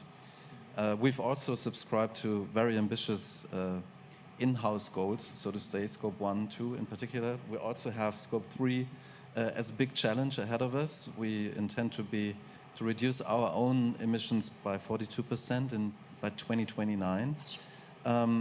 We've subscribed to the Science Based Target Initiative, so we have that all in place. We have similar activities along our operations to really reduce the consumption of energy. Just to give you an idea, also in switching to renewable energies, also investment decisions are being influenced by the question as to what kind of energy you have access to. So we have made a decision to invest 200 million euros into a brand new production facility for some of our pharmaceuticals, and we actually built it in Costa Rica. Yeah, so in Costa Rica. Oh, yeah. So there was a decision that was co-informed also by the access to green energy. So, and I think that's also an important thing to keep in mind. We touched upon a bit the Global South, and I would like to give it a bit of an individual touch. It's about people. It's about individuals affected, of many of them, as for Nestle, are our customers. So we have to acknowledge that the ones that are most vulnerable are the most affected by climate change. So for each and every of our divisions, we have introduced significant commitments. So with our crop science group, we intend to reach 100 million smallholders by 2030 in low and middle income countries to make sure they can make their living. For consumer health, we say over-the-counter products are the first line of treatment and access to healthcare in the absence of insurance. So we want to help 100 million people in underserved community getting access to OTC products or nutritionals. And in the pharmaceutical sector, we said women play a major role in the societies that are most effective. And we said as a leading manufacturer of contraceptives that we want to reach 100 million women in low and middle income countries to gain access to contraception by 2030. That's a huge stretch. So now what does it mean, these particular goals? So in crop science, you can rely on us being science-driven and innovative. So we can offer short stature corn, which is more resilient to wind and storm. So you have less losses when harvesting. We can now offer rice that uses 30% less water. We can offer a more heat-resilient crop. So these are huge advances. And some of that is really flanked also with digital solutions. So we've teamed up with Google in 2021 to have access to climate data and so forth. And what we can offer our farmers and smallholders, if they have the equipment, is really digital tools and products that can help them optimize for the input on a field, i.e. water use, or that can increase their output, their harvest by, I mean, even on a single plot of land, you can vary the use of water plant by plant with these technologies. Some of them is drone driven. So we need these collaborations with companies such as Google to really make these offerings a reality. And that's what we often also share with the communities that we work in. So not only in low and middle income countries, but also in industry nations. So there is really room to use these tools, these digital components, to further optimize the life of, and help the life of our customers in MICs. So as I listen actually to the three of you, if I may, it's a bit of an, it's not offbeat, but it's a new question, if I may, right? Which is, how much of your sustainability commitment, right, do you see rewarded by your customers, and does it depend? And maybe if I start with you, and it's not a separate topic any longer. It's ingrained in our business. I mean, agriculture of the future needs to have a sustainable and resilient approach. If we don't address this, we won't have a good business in 20 years any longer. So our customers suffer. They have to adapt. We need to find solutions on technology, be it on crop, be it on digital, to really help them strive. So our commitments on the ESG part are anchored in our remuneration system. So 20% of the long-term incentives are linked to the ESG agenda and the milestones that we have that we have determined over the period. So it is core to our DNA. It's not a separate topic. If I may ask you the same question, Magdi, about your ultimate end customer. I think your question is about the outside, you know, because in every company, I think today we have also incentives for our executive team, for everybody in the company linked to ESG. Outside, consumers, we have a lot of consumer insight. That's our role as a consumer-facing company. 75% of consumers say, yeah, it's very important. Below 25 only will pay for it. The vast majority today of consumers will not pay a single penny more because of sustainability. That's clear. That's like that. So at some point in time, we need to find ways to inspire. And you know, we have done a lot with blockchain. The first business starting with blockchain, which is using technology for sustainability, is Nespresso. Yes, it's interesting. You scan the QR code, you have the story of the farmer. They can even tell you, Magdi, you can go and have the coordinates of Magdi, a farmer for Nespresso, and then you can verify. So it's open SC, it's open supply chain. It's not a closed platform. But then the consumer doesn't indulge all the time in scanning those codes and looking at a 10 pages document, or let alone a 2 pages details, even with inspiring pictures and this and that. So we need to find a way, through 1 or 2 catchy sentences on the packaging, how to make people part of that journey. But today, they will not pay a penny more. So today, sustainability is more in the camp of license to operate. Because if you don't do, people will say, oh, what do you mean? Ah, your chocolate is not yet certified? This is not yet like that. They don't understand, of course, the complexity of the value chain behind.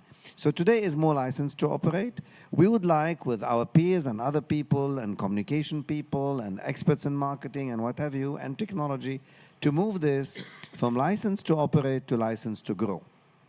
Because only then this journey will be sustainable. Today is not yet, but I have hope, because I think by doing the right things and continuing to, on the customer side, not the end consumer, but the customer side is a bit different, because it's company to company. You talk to the Tesco's of this world, and recently we saw a lot of buzz around that. You talk to the big retailers of this world, they will say, no, no, we need this product, we need that, we need this. So this is probably the journey is more advanced there than the end consumer. But at the end of the day, the customer will not put on the shelf something that the end consumer will not pay more for. So for premium product, it is appealing. For mass products, mainstream products, we're not yet there to let the consumer pay. In times of inflation, consumers are suffering already, so we need also to be reasonable. And so it's a challenge long term if not solved, but I remain very hopeful. Very interesting. Before I let you, Chris, comment on that, because clearly it's very interesting how we would, I guess, both educate and incentivize the consumer more, right, with policies. But maybe before we go to you, if I can ask you again the same question, and clearly, how is that in cement? I mean, you know, people who buy cement, they care? No, I think the license to operate is a very, very good description of what we're facing generally. Over 50% of our products today are lower carbon. We introduced them about 3 years ago. The uptake has been very swift, but it's not so much that people are willing to pay a premium at all in terms of our products. It really is more about us making the change of lower carbon. And we envision in a very short time that the only products that we'll be selling will be lower carbon. But we do have savings that come more from costs being lower by the switch to sustainability. So margins are higher, but I would agree entirely. Right now, it's really a permit to operate. So if I can dwell on that, Yes. if you don't mind. You said that it's more profitable to be sustainable in cement. Yes. Really? Well, a couple things. Yeah. If you think about it, we are a very energy-intensive product. Yeah. With the price of fossil fuels in places like Europe, using alternative fuels with biomass, using a global number, right now, using alternative fuels with biomass is typically about 40 to 50% cheaper than fossil fuels. The things that we are substituting clinker with, and this is not always true, but in most cases it's true, also tend to be cheaper than clinker itself. So we are enhancing our margins to the extent that regulation allows us to do this, which is the biggest limitation. I mean, because you might say, well, why not make this switch 100%? It would be very easy if we had the regulation and ecosystem in place to do that. And do you want to comment on those countries that where that is not possible and why that is? Maybe I'm the only one who can. As an American, our biggest challenge, frankly, is the United States. Whether it is building codes that go back to the 1950s and 60s that require a very high level of clinker usage. Right now, the amount of clinker that goes into specifications is typically in excess of 90%. In Europe today, we have the ability to go as low as 45%, and we're currently operating, as technology allows us, at levels that are more like 70%. But that just gives you one example. So the regulatory challenges are quite high. Which is a perfect segue now back to you, of course. I mean, having heard, I guess, the willingness of industry to engage and scale. I think you said that. The tools are there to do that. We've touched on that. But how can you, I guess, incentivize? In the end, it's all about the customer. This is what we say in business, right? In the end, it's the end customer that really matters, right? How can you incentivize them more to make the right choice and to make the right choice? Yeah. Ultimately, this is about establishing new net zero markets. Now, those markets can either be regulated markets, and we can see that being a necessity in certain sectors where there isn't a wider market to be able to generate active sort of participation from a voluntary perspective. But then that whole point around the transition being one that incentivizes and gives individuals ownership, I think is really important, because if we look at, I often say that the energy transition, moving towards sustainability, is just like any other transition in history. But these transitions embed themselves successfully when we give people a sense of ownership of that process. So we see in our lives, throughout our lives, successful transition. We've moved from particular TVs to flat screen TVs. Everyone made that shift towards digital TVs in the last sort of 10 years. When I first became a member of Parliament, only 10% of people had digital TVs. In the UK now it's 85%, and no one seems to have minded that analog TVs have now been switched off. The transition happened because people saw a purpose and obviously a price in that happening. And we've got to be able to give people that sense of being a prosumer, of being able to actually create the markets themselves and move with their feet or with their purchasing options. So I personally, and the message of the review I took forward was, how do we create the policy frameworks, the structures, above all the data and the ability for people to make these informed choices, which they're not able to do at the moment. So, when we look at some of the frameworks that exist already, around recycling and understanding, people can say, look, we know the recycled content of this particular packaging, that's there. What's not there is the carbon labeling for products that actually can demonstrate to people accurately, whether through blockchain or elsewhere, this is the carbon content of this product. You've got a choice. You can now choose between this particular coffee pod or this coffee pod. And that is where we need to get to if we're going to really give people that sense of purpose towards the transition, rather than being forced upon people. The real risk we've got politically and as a politician, and we've seen this actually this year, is there are plenty of choices and pathways towards net zero that are open to us. We can go down a route of saying, well, we're going to have to put a tax on meat, but the transition will fail. Every action will have a reaction. And that the challenge is making sure that we take entire communities with us. And I think we do so by providing an informed choice, providing the structures that give people that sense of education, that sense of purpose. But above all, they are then authors of their own net zero journeys. And empowering people is at the very heart of this. To your point, Chris, I mean, in healthcare we have regulated markets, and we often do not hand over the product to the end consumer, i.e. the patient. We have intermediaries like the NHS. And what we see is in procurement discussions in an increasing number of countries, ESG components, criteria for public procurement. So that's an important signal also to the industry to really make sure that you can, A, provide information around the carbon footprint of each and every product, and B, if you're the first mover, at least for the time being, you may even have an advantage, i.e. an incentive, to have it in place and to have a positive or a good carbon footprint in order to get the tender awarded, for example. So there are ways where also intermediaries can propel the transition into more ESG cognizant product. Great. Maybe this is the moment where I open it up to the audience here in the room to see if there are any questions, and there are. Let me be just proactive. Thank you. Hi, my name's Miranda Barker. I'm the Chief Executive of East Lancashire Chamber of Commerce in the UK. So we've heard about how all of your businesses are progressing, but we've also heard about the challenge of getting those technologies into the global south without a debt burden. How can we do that? Can we do something with your support and government support that feels like what happened during COVID, where there was a support in the developed world for the IP to be safe and secure, but the technologies were being given and manufactured in country in the global south to solve? Could we build that kind of solution? If I may take the question, also with the COVID lens. So just to start with a clear statement, I think the lack of access in the global south was a funding issue to start with. Yeah, so it was not so much a question of where the production was sitting. Yeah, so but I have to acknowledge that in many areas, I think we have to increasingly embrace tech transfer. Yeah, so in the context of this conference, we talked about the spread of vector-borne disease. Yeah. And that's an unattractive market from a pharmaceutical company.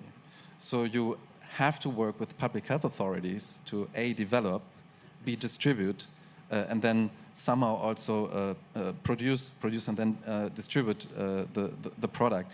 And there are examples also from our company working with the Brazilian government, transferring capacities for treatments against Chagas disease. We talk with Rwandan authorities for tech transfer for river blindness products. So there is something, and we have to do it, because for us it's not a sustainable business. but we have the technology, the knowledge, and the will to collaborate. I just want to clarify. I do know it's the funding issue I'm trying to get round. Yeah. Just to maybe complement, in our case, we are in 187 countries. We have manufacturing facilities in 105 countries. Our best performing factories are not in the developed world, they are in the developing world. Best performing factories with the best state-of-the-art technologies. What COVID has taught us is to watch out some of the global products or production that could travel the globe, which doesn't make sense anymore. So because of also business sense, total delivered cost and things like that. So what we have done is we have baptized every manufacturing site with a role. Is it a global role? Is it a local role? Is it an access factory, local for local?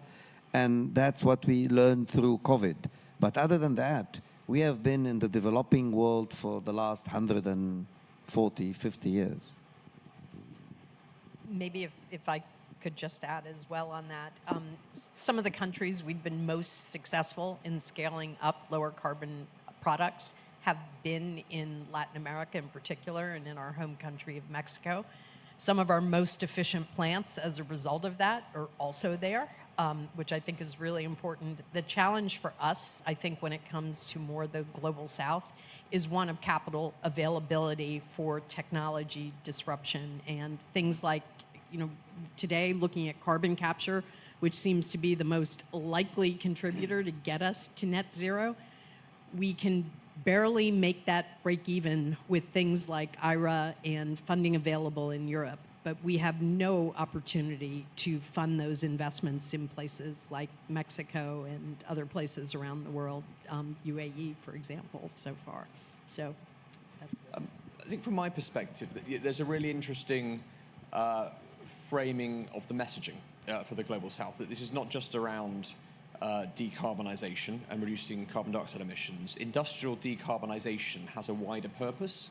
We often forget that when it comes to sulfur dioxide, nitrous oxide, we've regulated against those emissions in the global north. We don't have that problem, but that regulation and legislation is not necessarily going to come in certain countries in the global south. So it's actually the responsibility of business and industry to take a lead in saying, we will modernize equipment, we will decarbonize, and at the same time as decarbonisation, we will remove these industrial pollutants. And I've seen a fantastic example, Nestle, for your factory in Pretoria has fitted equipment from the emissions capture company that has not only decarbonized the site, it's also removed the nitrous oxide, the sulfur dioxide. It's actually turned this product into bicarbonate of soda, which can then be sort of reused. But it's a great example of a social purpose.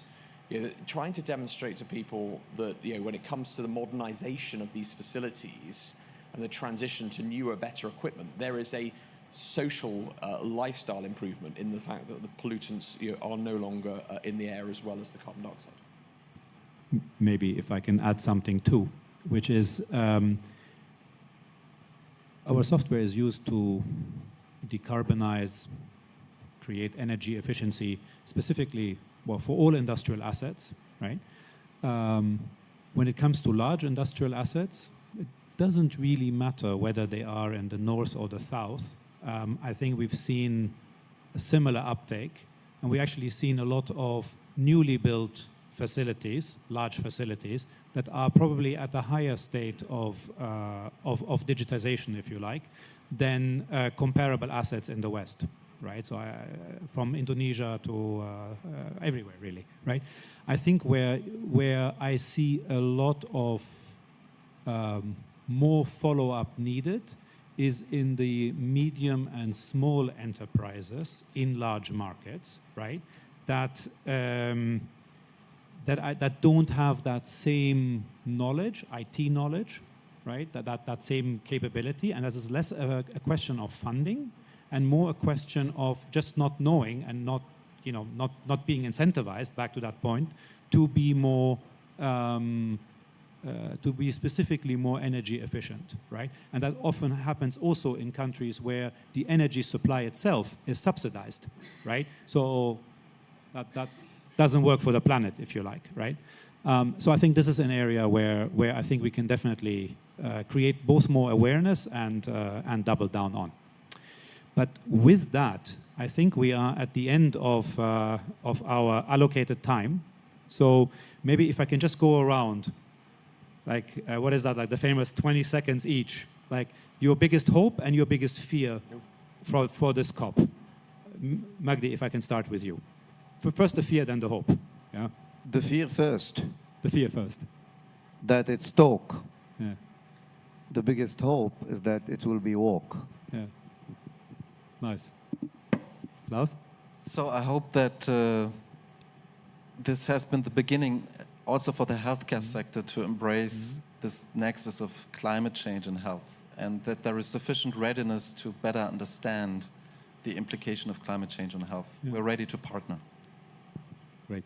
I mean, I think my biggest hope comes back to my opening remarks, that we move now away from a negotiation process and implementation process, so that the outcome of the global stocktake is real concrete actions on a ratchet mechanism which countries can be held to account for delivery. My greatest fear is that we've had so many good announcements over the past couple of days, they might have got through them all and there's a bit of a vacuum, so we're going to spend the next week probably focusing on phase down versus phase out of fossil fuels, and we end up with a significant row when we should be committing to a phase out of fossil fuels, but also a phase down of existing sort of fossil fuels and abating that as well. There should be a compromise found, but I fear that we won't get to a phase out solution, which is what we need. Great. Thank you. See? I think from my standpoint, at this point, it's really around accountability and holding various industries' feet to the fire on the commitments that they're making, specifically oil and gas at this point. For me, execution against that, against commitments in general, has been one of the things lacking at COP. Thank you so much. Well, and from my side, I like the fact that it's a big tent, if you like, that a lot of different players are coming together, that not everyone agrees, because I think that's the best way of actually making progress. And with that, I thank you very much for this panel. I thank you for listening to us, and until soon. Take care. Thank you.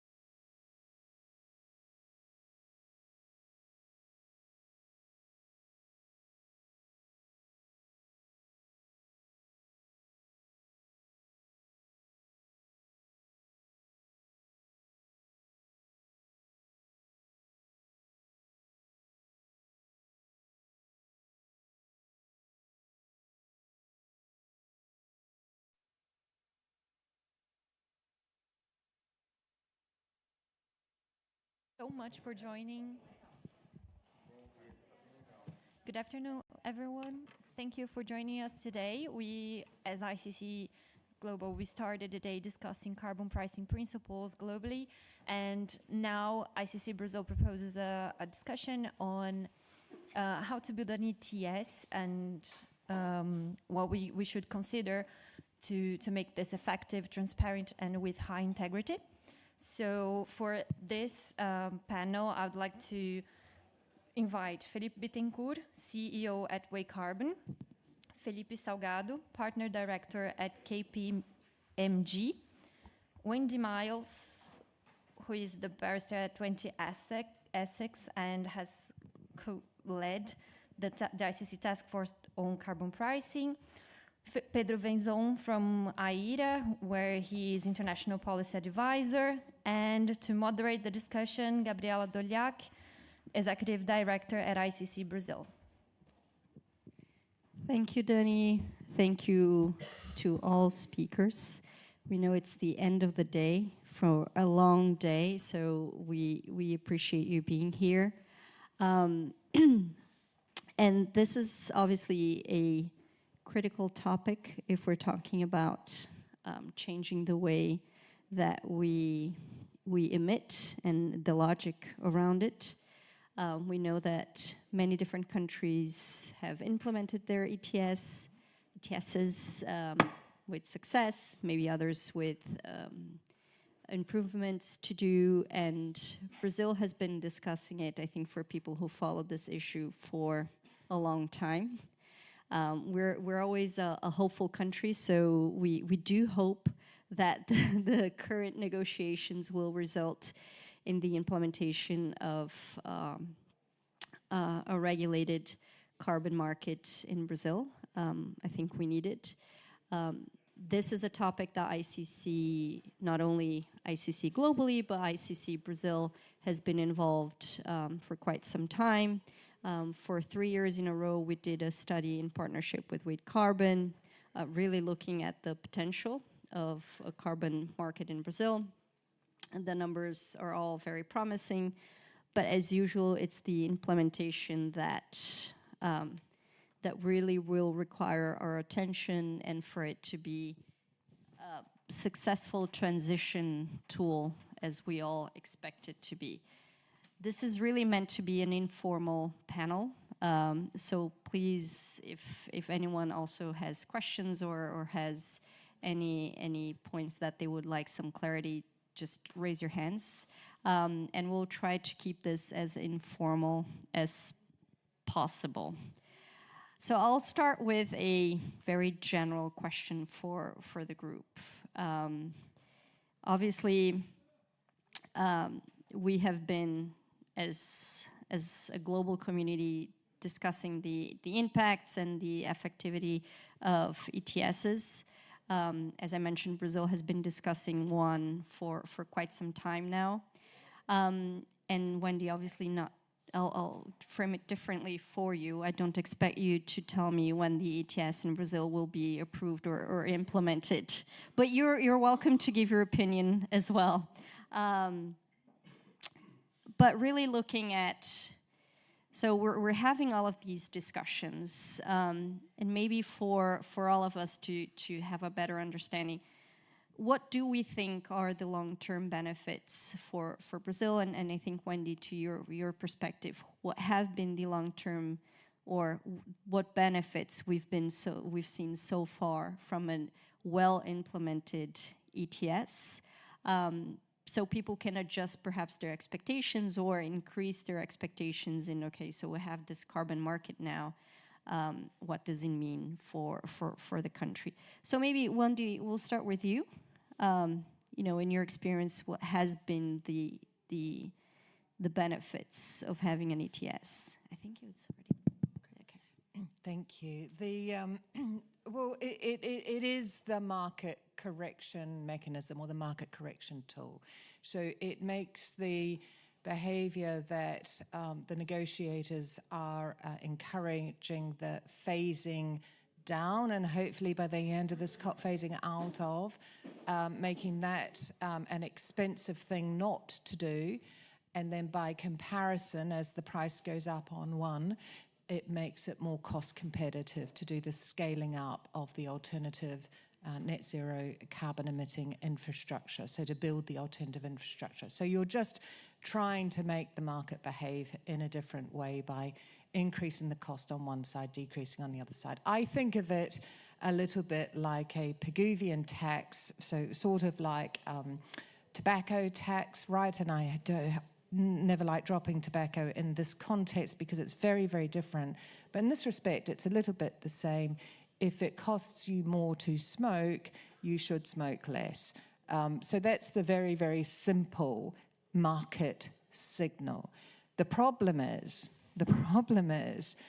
it's a sector-wide, a statewide, a global transition. So it's not up to individual consumers to make that decision unless they have the infrastructure to make the purchasing choices. So that's why it's really important to remember that effective carbon pricing won't be effective on its own.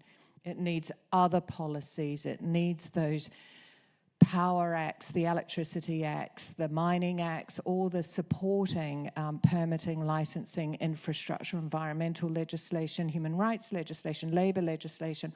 All of that other policy framework has to speak in concert, in harmony with that carbon pricing tool. It's just one tool. It's not the panacea. It's not the complete solution. It's just one tool. Okay. Felipe? Yeah, we would be happy just having the framework approved, right? Not, it's been hard and it's been a long time. First time Brazil wrote in a policy about having a carbon market was 2009. So it's been a long time. Last year we had a decree, very fragile, and now we are moving to have a proper legislation, which is very important to move forward. And my big picture, what we can get out of it, it's not that much about just the emission reduction. We are very different country when comparing to Europe or the US, where the energy is the main driver of climate change. In Brazil, we all know it's deforestation. And the carbon market is going to go for the industry. And so, of course, it will drive to have an even cleaner industry. And by the way, we are very clean already because of our energy grid with more than 80% of clean energy. So the big picture for me is growing the maturity about dealing with the variable, with this externality, and looking at both sides, not just the extra cost that the industry might have, but the opportunities that it comes with. When we are looking, for instance, the international carbon market, when we go for the 6.4, Brazil has a very big potential to be able to export those kinds of carbon credits, but to do so, we need to build the basis and have the maturity to actually get the most out of it. And even above that, it's not even just because of the carbon. Of course, the last study that we did last year was showing the potential of $120 billion up to 2030 of revenues for Brazil through carbon markets. But it's even more than that. When you grow the maturity, you are talking about competitiveness in a country. When you look at Brazil, you are looking to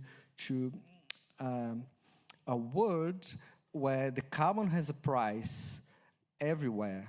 And by having Brazil having like a very big competitive advantage among other countries because we have a greener production than other countries. So I'm talking about competitiveness, I'm talking about attracting investments for Brazil. That's my big picture. Other Felipe? Thank you. Well, difficult to add after these two considerations, but for me, what is clear is that, as Felipe mentioned, we are in a maturity curve of our market, and bringing the perspective from the business side that I'm dealing with. It's unbelievable how we are, in several sectors, in the very beginning of the curve. I received. It's common to receive calls saying, "Okay, I made my J2G inventory. Where can I sell?" Sounds like a joke in a COP, but it's the reality.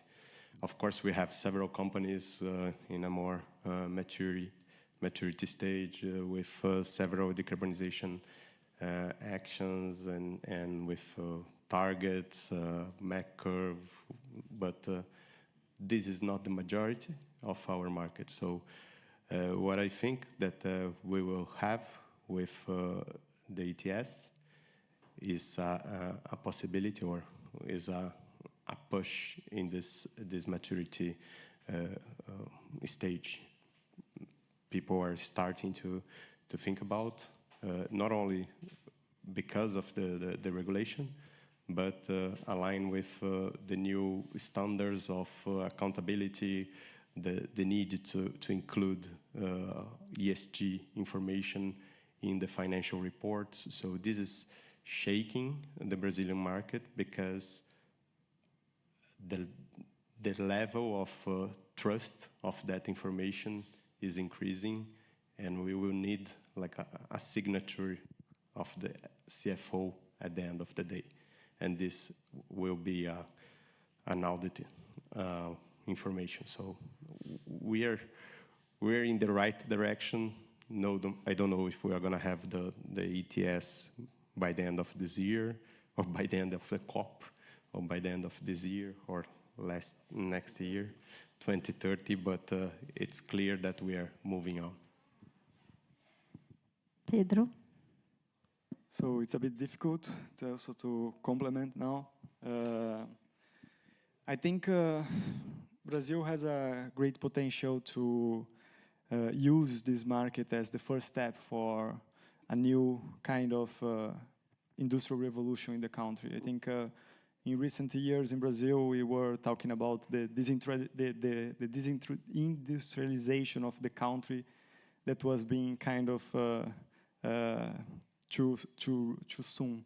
And now we have, with this possibility of having an ETS, a new instrument that could drive investments to low emissions technologies, and eventually promote innovations that the Brazil could sell abroad. I think Brazil has a lot of competitive advantages in this sense. It was already mentioned by my colleagues here, but I think this could attract investments, eventually attract investments in terms of research and development into green technologies, and eventually the country could become a green solutions provider to the world.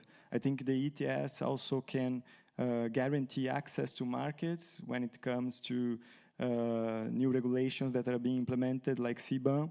And also, I would like to point out maybe something that usually is not true mention, but I think it's important: the geopolitical and diplomatic gains, like Brazil implementing an ETS with a component eventually of a voluntary carbon market, which could also address issues related to the land use sector, could eventually be a solution that the country would expand its influence in the global south and become a global leader that we wish the country to be. But we are always saying that Brazil is the country of the future, but the future is always in the future, so that's always a problem. Maybe the future is starting now. Wendy, as co-chair of the ICC task force on carbon pricing. The ICC has done really interesting work on, what are effective carbon pricing principles. And we launched this morning, right, the new report. Congratulations on that. I have not read it yet, but it's available for everyone. And it's interesting. It's looking at different countries and what has been done, and essentially how it works, and is it working in the manner that it should be working. Are there any insights, particular insights from the document and from the work that you've been doing that could be valuable for a Brazilian audience to sort of absorb and think about as we're developing our own? I hope so, because that's why we did all the work. But the first year was the ICC carbon principles, and we already had carbon principles from 2017. But surprisingly, perhaps, carbon principle number one, carbon pricing principle number one, was not reduce greenhouse gases. It now is. That is the single most important objective. That's why you're doing it. It's not to raise revenue. So it's to reduce carbon. If you raise revenue, that's a happy co-benefit. So some tips. So what we learned in the principles, we had very interesting consultation for the first report that was released in Glasgow. That was the principles. The second report, we got under the hood of what different carbon pricing compliance mechanisms look like: direct tax, indirect tax, and ETS. And when we got under the hood, we did a big consultation with a number of states, Global North, Global South. And here's what I think are the most valuable takeaways, and perhaps they might be useful, and the ICC could help you with this in conversations in Brazil. The strongest message we got was just start. Just start. Don't let perfect be the enemy of good. Just start. Now, what Sweden said to us, with a carbon price at €120 a metric ton, we didn't start there. We started down at 20 and we subsidized it. So it cost industry nothing. And over 10 years, we slowly socialized it until it's there, it's a benefit, it's not pain. So you're transitioning. Now we're running out of time to transition, so just start. Don't let perfect be the enemy of good, as I say, but do get the basics right. And that's where the carbon pricing principles, the ICC carbon pricing principles. I'm so sorry, John and Andrew. The ICC carbon pricing principles, they're very simple, and that focus on greenhouse gas reduction, it sounds trite, but who you work with in your government, which department, if you work with Treasury, they'll be focused on the revenue raising because that's their job. If you work with the Ministry of the Environment, you'll have different barriers. If you work with business, you'll have different glide rails, guardrails, but you'll also have some barriers. The Netherlands overcame this by creating their climate change ministry. So they have their own ministry that is a multi-lateral ministry. And that seems to be very, very effective. Now, one thing we consulted with the New Zealand government, I want to talk a bit more about them later, because I think it's a similar tiny drop of Brazil, but not a dissimilar profile in many ways in the carbon question. And what one of the very senior civil servants on the carbon, on the ETS system in New Zealand, which is since 2002, one of the earliest, he said he thinks of it like a mountain. And I think this is very good for Brazil, for the cloud forest. He said it's a mountain and you can't see the top of it. Effective carbon pricing, it gets us where we want to go. We can't see where that is. We don't know what it looks like because we don't know what this transition looks like. But once we start, we can start moving up that mountain and get through those clouds. And we'll make mistakes, but you just keep moving in that direction, and it will do. It's a market correction tool. The economists and econometricians have been telling us for decades that as a market correction in a free market, it's effective if you get the design basics right. So just get on that hill and start. And I'll come back to the similarities, if you like, on where I see in Brazil and New Zealand potentially later. Do you want to? The simple phrase at the end, if well designed, right? It's not that simple in Brazil because, yeah, I agree with you that we should start, but we're having several discussions with this part. I think you can elaborate more. It's quite interesting, Felipe, because we have passed several governments, several presidents, and if you would ask me why we don't have such a policy implemented so far, we had moved forward. We had the PMR, Partnership for Market Readiness, from the World Bank. Wekamo was there inside the Ministry of Finance. It was in finance, all right? But in the end of the day, it wasn't implemented. And it wasn't that much about what I feel today, which is more political situation. It was perhaps a step before that. It was like all the ministries trying to talk together and to understand, and it was hard to move forward. And now, at least, I see it's a political moment, and both sides of the government, everybody wants to move forward. Perhaps there is subnational views that might differ a bit, which might be harder to get it approved this week, but if not this week, it's gonna come. As I say, it's not if we're gonna have a market in Brazil, it's when we're gonna have a market in Brazil. We have, I think worldwide, it's about 25% of the world emissions is already under some kind of carbon pricing, carbon tax or an ETS, right?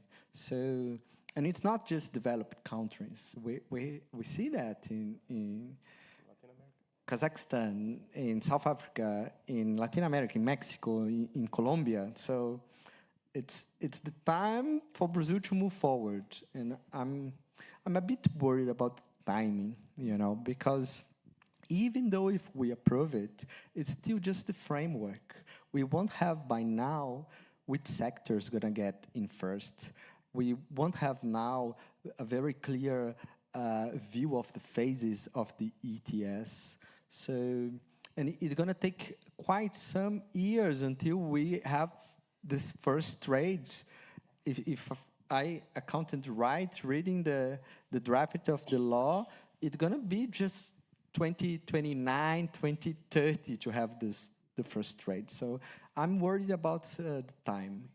Go ahead. No, if you want. Yeah, no, I'm worried about one another aspect that we were discussed previously, and it's not only related to the ETS, but the voluntary carbon market at all in Brazil. We moved from the essence of the development of projects for a business only, or I will not put everyone in the same place, but it's normal to go to events of carbon markets and see a lot of investors trying to find the best way to make the best deal. Doesn't matter the type of the project, doesn't matter the location and how this money will flow to the community.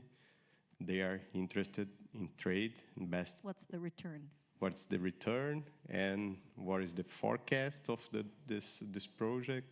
How I will make more profit.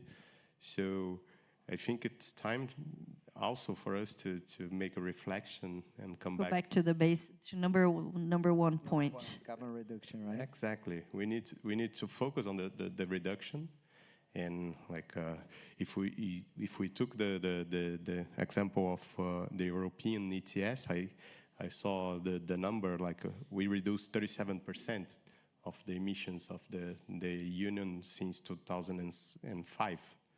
So it's working, yeah. So how we could use the best practice to apply in Brazil. So this is another point that is concerning me. Pedro, do you want to add? Yeah. Go for it. I do get it, like the basis, we need to reduce and remove CO2 from the atmosphere.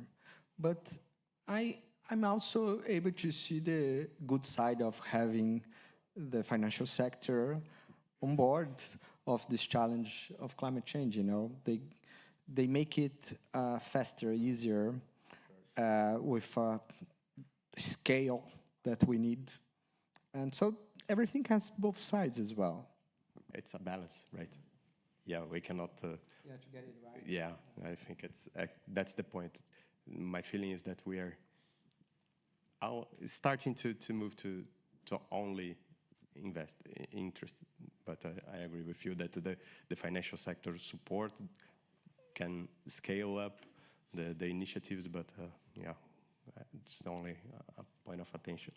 Pedro, and I know that you guys, obviously, ITA followed a lot of the recent discussions on, you know, are carbon markets and voluntary markets, I mean, are they essentially effective? There was a big newspaper story that sort of set all of these discussions off. And I think it goes a little bit to what Felipe is saying in the sense of, you know, are we in a moment where we need to sort of go back to basics and reinforce the effectiveness of ETSs and that they can indeed be well done, and that there's a lot of great examples. So, you know, it's much more effective tool and much less greenwashing than than what it's being made out to, unless, you know, you have a different opinion of, obviously.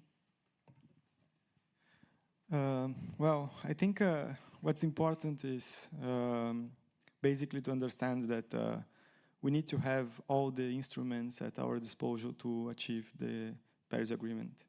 So we need the voluntary carbon market, we need like domestic carbon markets, and we need Article 6. And how I see the things evolving in Brazil, at least, like, is that there are a lot of discussions regarding the domestic carbon market, but at the same time, like, we should be thinking about Article 6. We should be thinking about how to improve the integrity of our voluntary carbon market. I agree completely that the focus should be like on compliance markets, because that's the mechanism that can provide the government with a tool to control the emissions and to allow them to achieve their climate commitments. But as I think Felipe mentioned about the fact that only 23% of the global emissions are covered by a cap and trade system. So the voluntary carbon market fill the gaps. So and it's already filling. It's small. It's, if you compare the size, like a 900 billion market in terms of market size, and a 2 billion market in terms of size. It's clear that the compliance market is where we should focus on. But at the same time, the lack of connection between the compliance market and the voluntary carbon market explains in part why there is this discrepancy. Because, of course, you have lower prices if you cannot use these units for compliance purposes.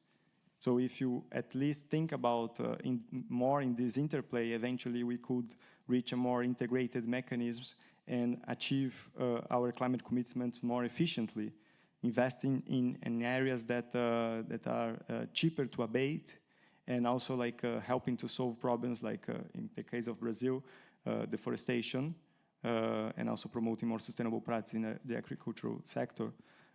So that's the point. I think now there is this discussion about integrating the agricultural sector within the system or not.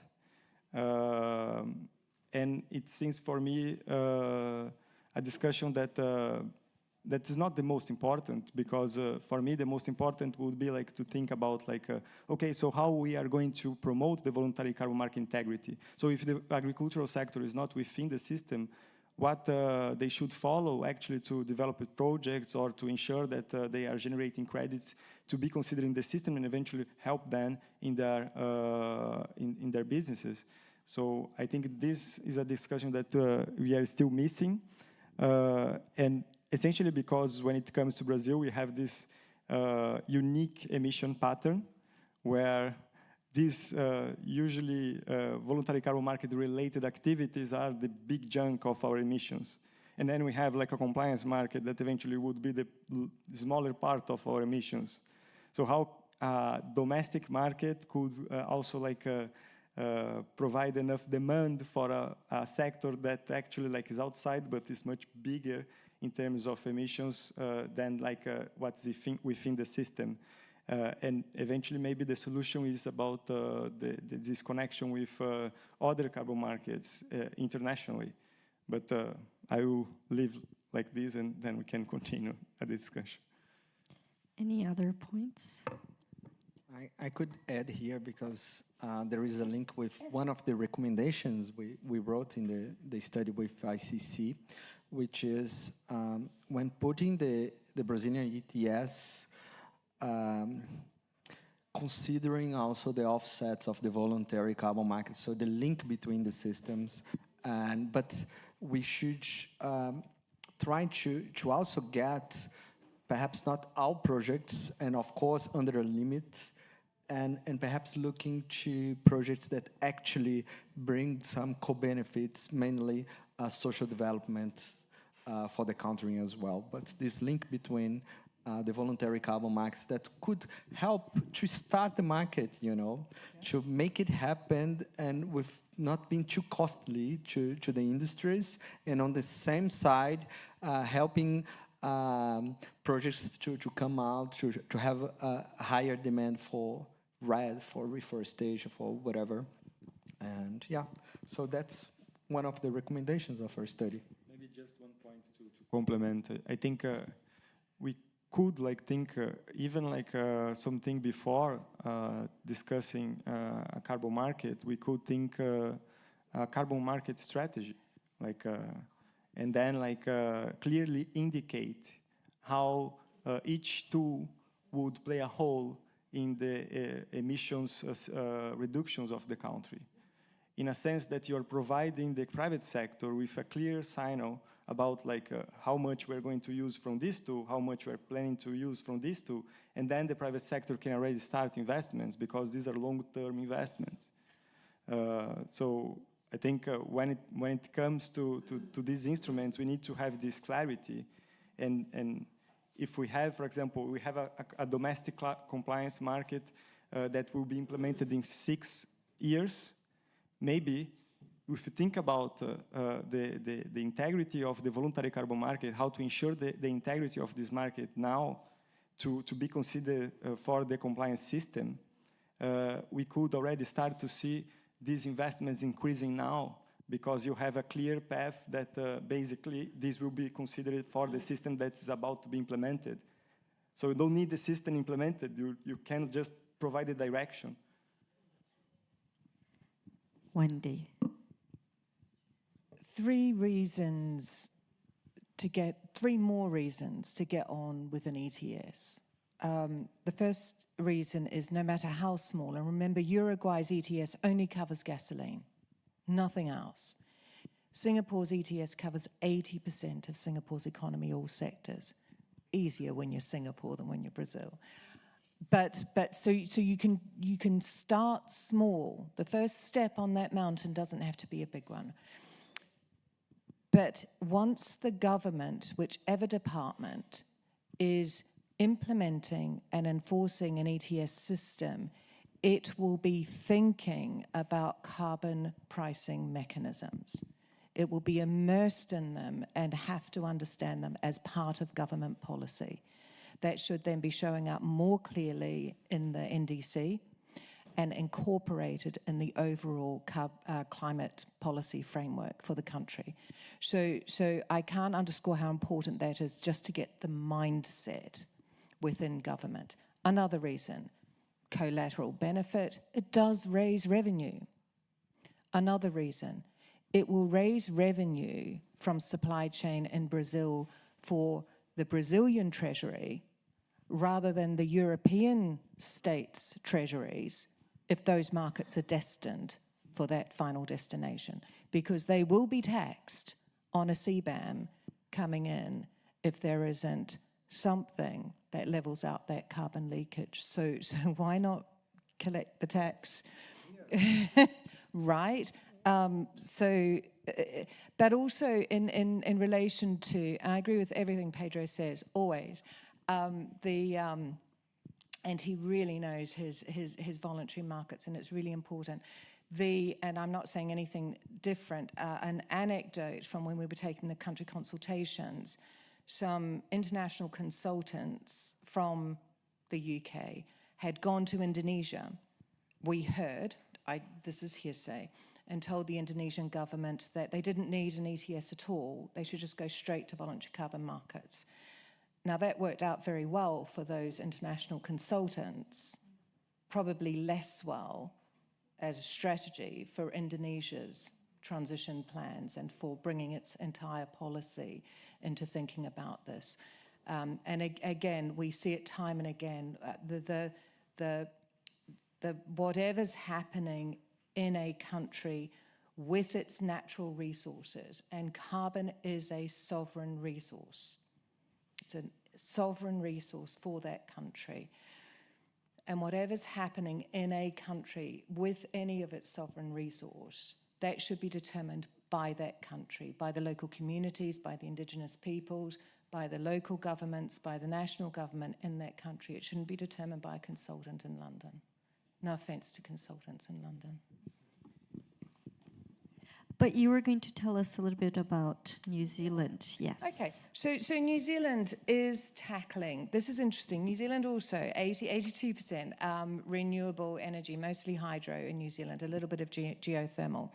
New Zealand has been tackling its agricultural emissions. 80% of New Zealand's emissions, I feel like I'm stuck on that number, is from the agriculture sector. So they have been working through a very, very, very painful exercise with the primary industry, with farmers, a lot of SMEs, a lot of mum and pop shop farms, and trying to find a way to reduce the methane in particular in farming.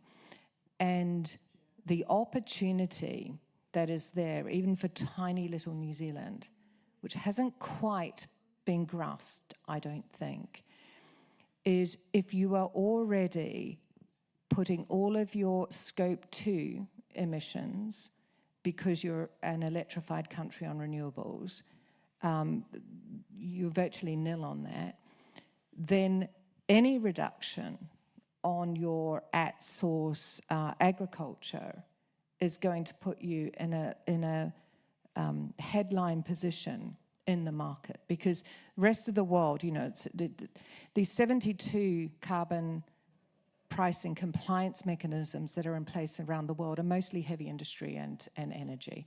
Very few go beyond that. Canada goes into forestry. New Zealand had forestry, but nobody else is really cracking this broader follow agriculture emission reduction. We have to get there, because 25% of global emissions do come from food production. So we have to get there at some point. Now imagine you're Sweden today on that journey, just taking one step on that journey, which is what New Zealand's doing. By the time you acculturate and socialize carbon markets, carbon offsets in your in your agriculture, forestry, and other land use, you've got a little bit of time, lead-in time, because nobody else is focusing on that yet. And I really do think for New Zealand, this could be an astonishing opportunity. It's quite difficult to communicate that to the farming sector, but there's still a little bit of time And I wonder, and it's a question to you, can you scale up that idea in Brazil? And just let me put one more thing in there, and this might make Pedro's toes curl a little bit. Something else that's happening in New Zealand is Nestle is coming down and working with individual farmers, because they've got rules in Europe to reduce their carbon globally and their supply chain. And they're coming down to New Zealand and not planting forests. They're working with individual farmers on carbon capture in soil, on putting hedge borders that can offset around, but they're not trading them. They're treating them as insets in their own supply chain. Keeps New Zealand a very, very strong producer for a very, very important customer. So there's as Pedro is saying, there's lots of ways that this can work to just put so much energy and money into your economy and preserve markets in an increasingly difficult world. I'm gonna jump on it. Agriculture, as you said, and carbon market, it's not a silver bullet for climate change. First of all, it's just one of the tools that we need to put in place. And bringing the Brazilian reality and what we are trying to do it, to have a ETS, then agriculture is a tricky thing in Brazil. You put together cattle as well, all right? And by now, they are not getting in. And it's funny because we are trying to approve just the framework, and the framework doesn't say anything about sectors, but agriculture is out of it, out of the game. And it's okay, at least for me, it's okay to do it now like that, because just do it, just start it, and later on, at least my point of view, agriculture will, sector, they're gonna understand and they're gonna want to be there as well, because of the other hand, agriculture has been seen in Brazil for a long time as a big driver of deforestation, of a large emitter, and it is still, but it's also part of the solution. And we are talking about increasing carbon soil, about biochar, about enhanced rock weathering, about integrated forestry, cattle, and ELF, right? And so there are so many solutions that are gonna come out, but perhaps, and just perhaps, it's not the carbon market the solution for the sector. You know, perhaps it's really a setting strategy for the large corporations that they all got SBT targets, net zero targets by 2040, 2050. So perhaps the way to go is through in settings to get the scale, because we all know trying to develop carbon projects, grouped projects with very small farmers, it's very hard, very tricky. And in Brazil, when you go in the northeast, in the Amazon, you have a very big land ownership problem as well. So it's complicated in Brazil. I do believe the experience that New Zealand has, Brazil should understand better and try to do it. And perhaps this in setting strategy, I think at least would be the shortest thing, the quicker way to go. Just on that, and to Pedro's point, it means you don't have to wait for government. Exactly. Because that customer can do that through contract with its supply chain. In fact, it has a duty to do it with its supply chain. And the supply chain, they're gonna get a better price out of their products, and in the end of the day, the big company will be reducing their emission on their scope 3, and you're not talking about having to approve a carbon projects, validation, registry, and everything.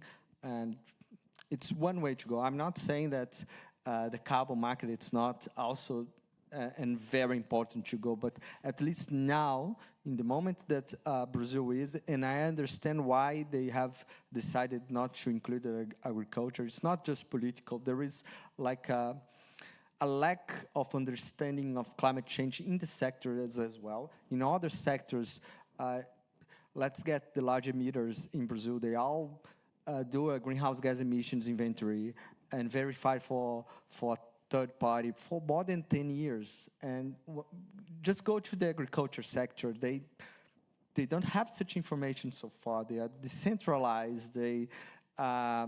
It's harder to do it. A lot of emission factors in Brazil, you're not that clear. Of course, there are a lot of knowledge, but it's not already in the sector, appropriated in the sector, right? Can I just jump? I completely agree with you that it will not be carbon markets only because it's not a silver bullet, but also because if we think about like this point that you mentioned about land ownership issue, like in the state of Pará, it seems that we have like four times the area of the state in terms of land registry. So how we are going to solve this with carbon credits? So we will need other tools, and we need to solve this problem also before. And maybe also another point would be like we can see like the impact that carbon markets could generate to reduce the emissions, to reduce the emissions in the country. But if we don't think about like the things that are also increasing the emissions, I think it will be a problem, because we will like how we say in Brazil, we are going to try to dry ice, and it will be almost impossible. Just adding what we are seeing in the agriculture sector, this is the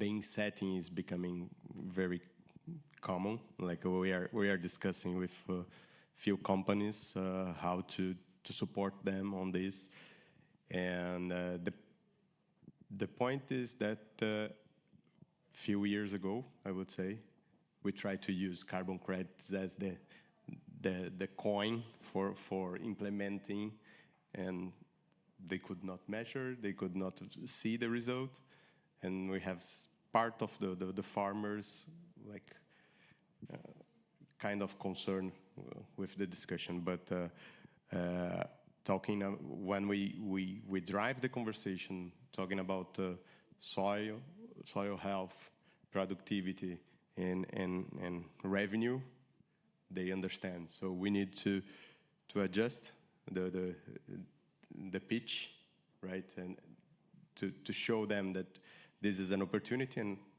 as a consequence, we have like the carbon reduction or the emission reduction. So even without the perfect methodology, the study shows that all the implementation of this crop rotation, types of fertilizer, we reduce the GHG emissions. So I think this is the way. That's why I'm not so well concerned with agriculture staying outside of the ETS at this moment. They have a lot of pressure from the supply, from the chain, not the supply, from the chain. The clients are pushing this in this direction. Of course. Can I just say on that, where it's really important is under the double taxation treaty or the trade agreement or whatever is going to be implemented to balance out the CBAM, which is basically going to work like a tariff. At some point, the government, through the harmonized codes and things, is going to have to show if those goods are going into countries with the CBAM, and it won't just be Europe. They're going to have to show that those insets are good and that that's all effective. So I think there is some criticism of insets that we've worked so hard to get the integrity in the voluntary offset market. Then suddenly people say, oh no, I've done all my insetting, sign my name. But this there will be verification. And again, if the government's even got a tiny segment of ETS, you will have those skills in the government and be able to, have that carbon pricing mechanism team in the government that will also understand that. And, they could be in the tax department. It's worse places. So we're getting to the end of the panel, but I wanted to have one more round for any key messages or points or things that you'd want us to leave here with. And to your point, Wendy, in terms of the Brazilian government and building that knowledge, I think the frustrating part is that they do have very good knowledge within the government, but it goes to what are the strategy with what are we achieving in implementing a regulated market, and I think there's a lot of ministries that still need to get on board, and so I think that's a job for as a next chapter. It's always a challenge. So we would welcome you in Brazil to share some of the accumulated knowledge that you guys have created. But last points, unfortunately.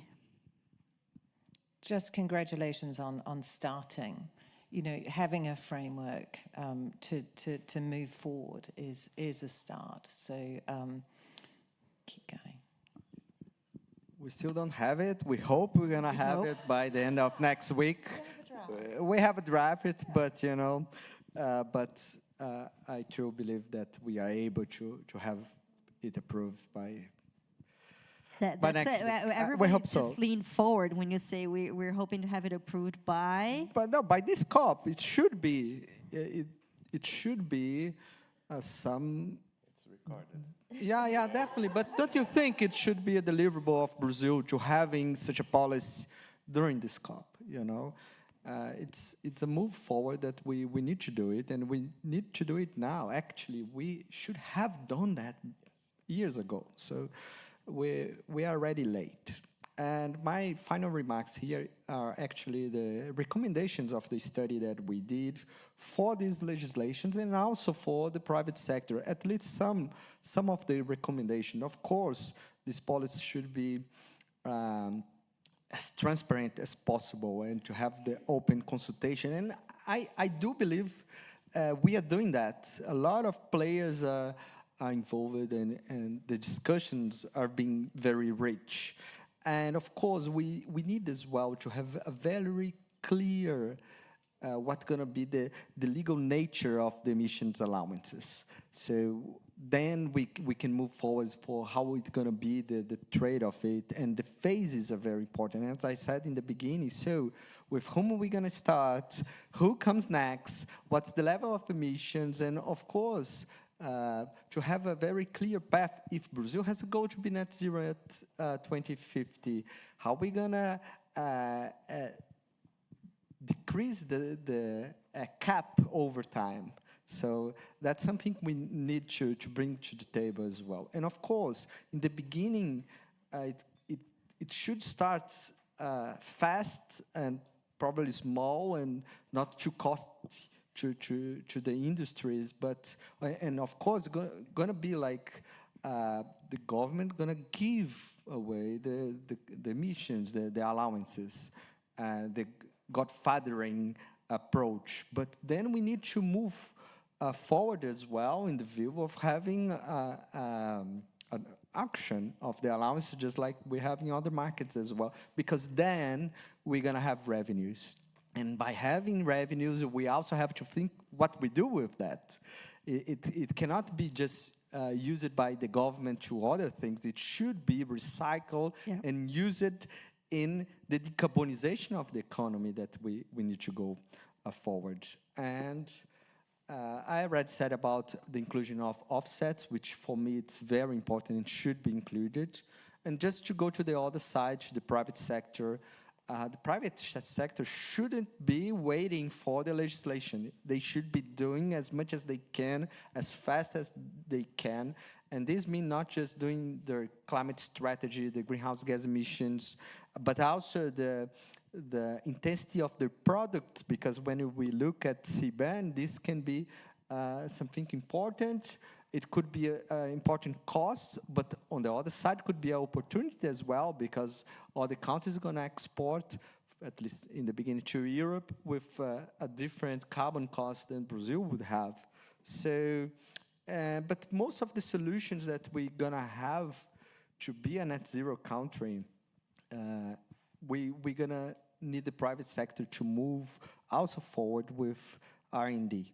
We do not have all the solutions now, so we need investments from the private sector to understand better other solutions and to scale them up in the future.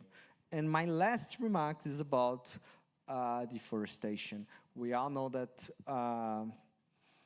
there are many companies that do not have a direct link with the deforestation in the Amazon, but even though they should advocate about stopping illegal deforestation in the Amazon, because in the end of the day, it's about opportunities for them as well. When you look at the Article 6.4, the industry gonna be able to sell the carbon credits under the 6.4 just if we are in line with our NDC, and that means that we have reduced the deforestation. So should be everybody together against deforestation in the Amazon. We have one question from the audience. I'll just ask you to be very brief and to introduce yourself, and then with the question we can go with Felipe and Pedro as well.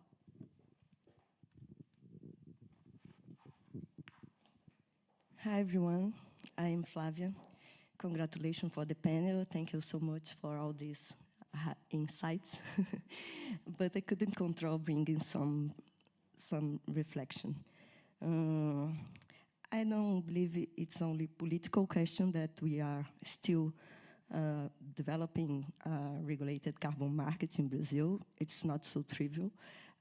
I've been looking for a long time, and I think it's kind of perverse debate, because it starts by the difficulties with the language.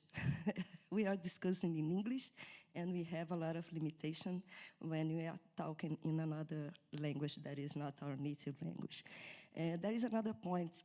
I work for a European company, and I need to explain them all the time that we depart from very different perspective. You know, we are talking about starting something in Brazil, while Brazil was the country that most emitted carbon credit in the CDM, trusting that at some point it would be useful in the global market. So now everybody says, oh, it's nothing. So we have like 230 billion invested, more than 50% of that by the industry. And now today, exactly today, Brazil is generating 92% of renewable energy.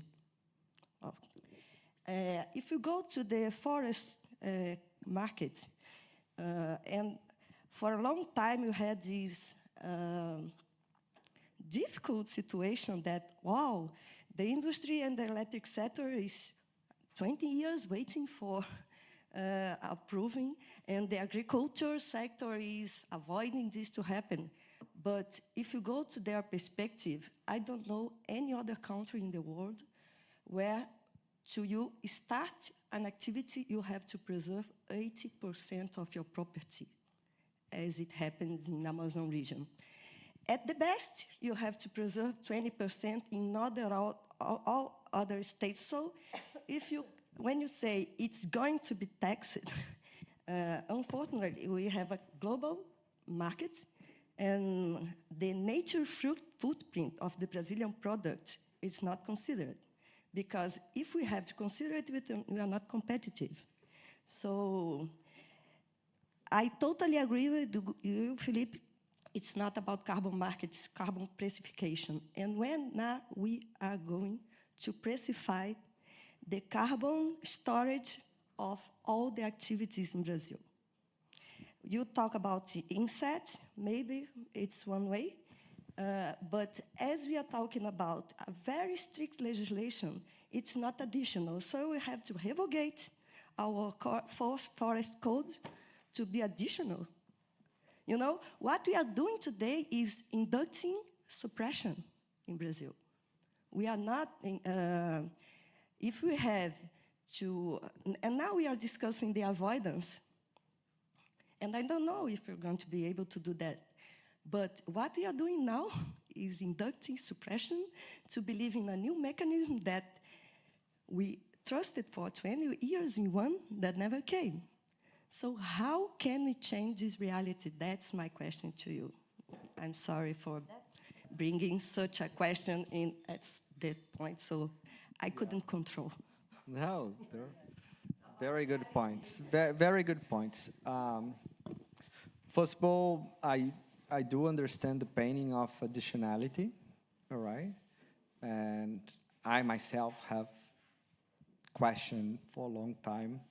But on the other hand, it's not just carbon credits, carbon markets, the solutions. We can have and create other types of financial solutions for the standing forest and for the stock as well. And there is a big discussion nowadays about high forest, low deforestation projects, countries, and things like that. And I do believe that's the way to go. And we have to face the reality of the carbon markets where additionality is a must, and I do understand why. So we just have to think outside the box of the carbon market and try to face the challenge of climate change. And so that's part of my answer.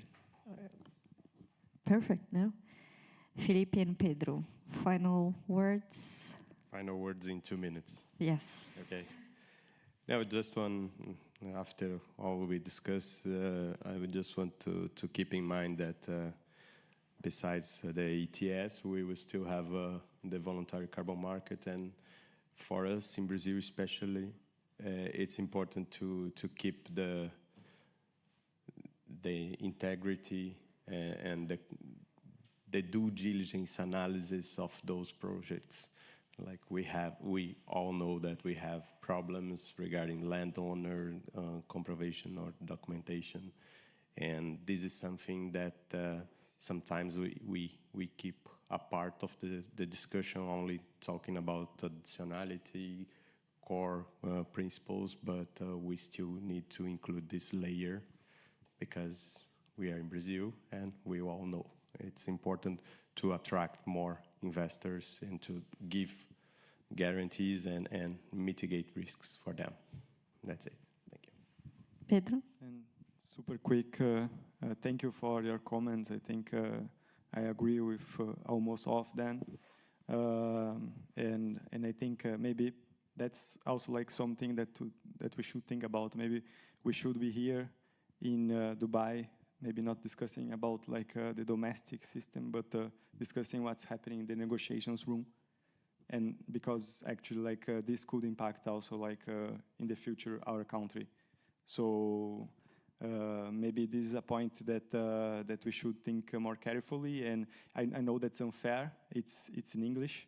And these things are usually super complex to understand in a different language.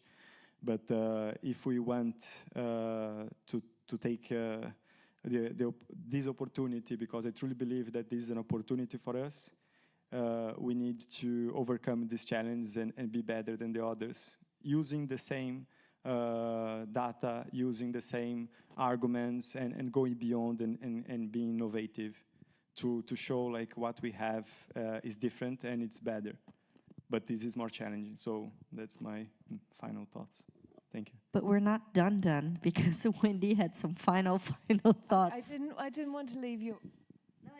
I didn't want to leave your remark unanswered by me because I really appreciate it. And I'm really pleased that you spoke and with what you said. Trust is so important. It's important to markets, but it's important to people, and it's important to political process, and it's important to this interstate process as well. And there's been a loss of trust. And there's been a loss of trust in carbon pricing as a concept in Brazil in particular. Here's the way I think that loss of trust creates an opportunity. Where Paris is different to Kyoto and everything that came before. It is consciously, deliberately, expressly bottom up. It's not for the world to design for Brazil or tell Brazil what it should do with its market mechanisms, both domestically and for its relationship with the rest of the world. We'll put CBAM aside for a minute. It's for Brazil to design that. And the carbon pricing mechanisms may not actually ever become a big deal in Brazil, but maybe Brazil will invent the nature pricing mechanism, right? So the biodiversity pricing mechanism.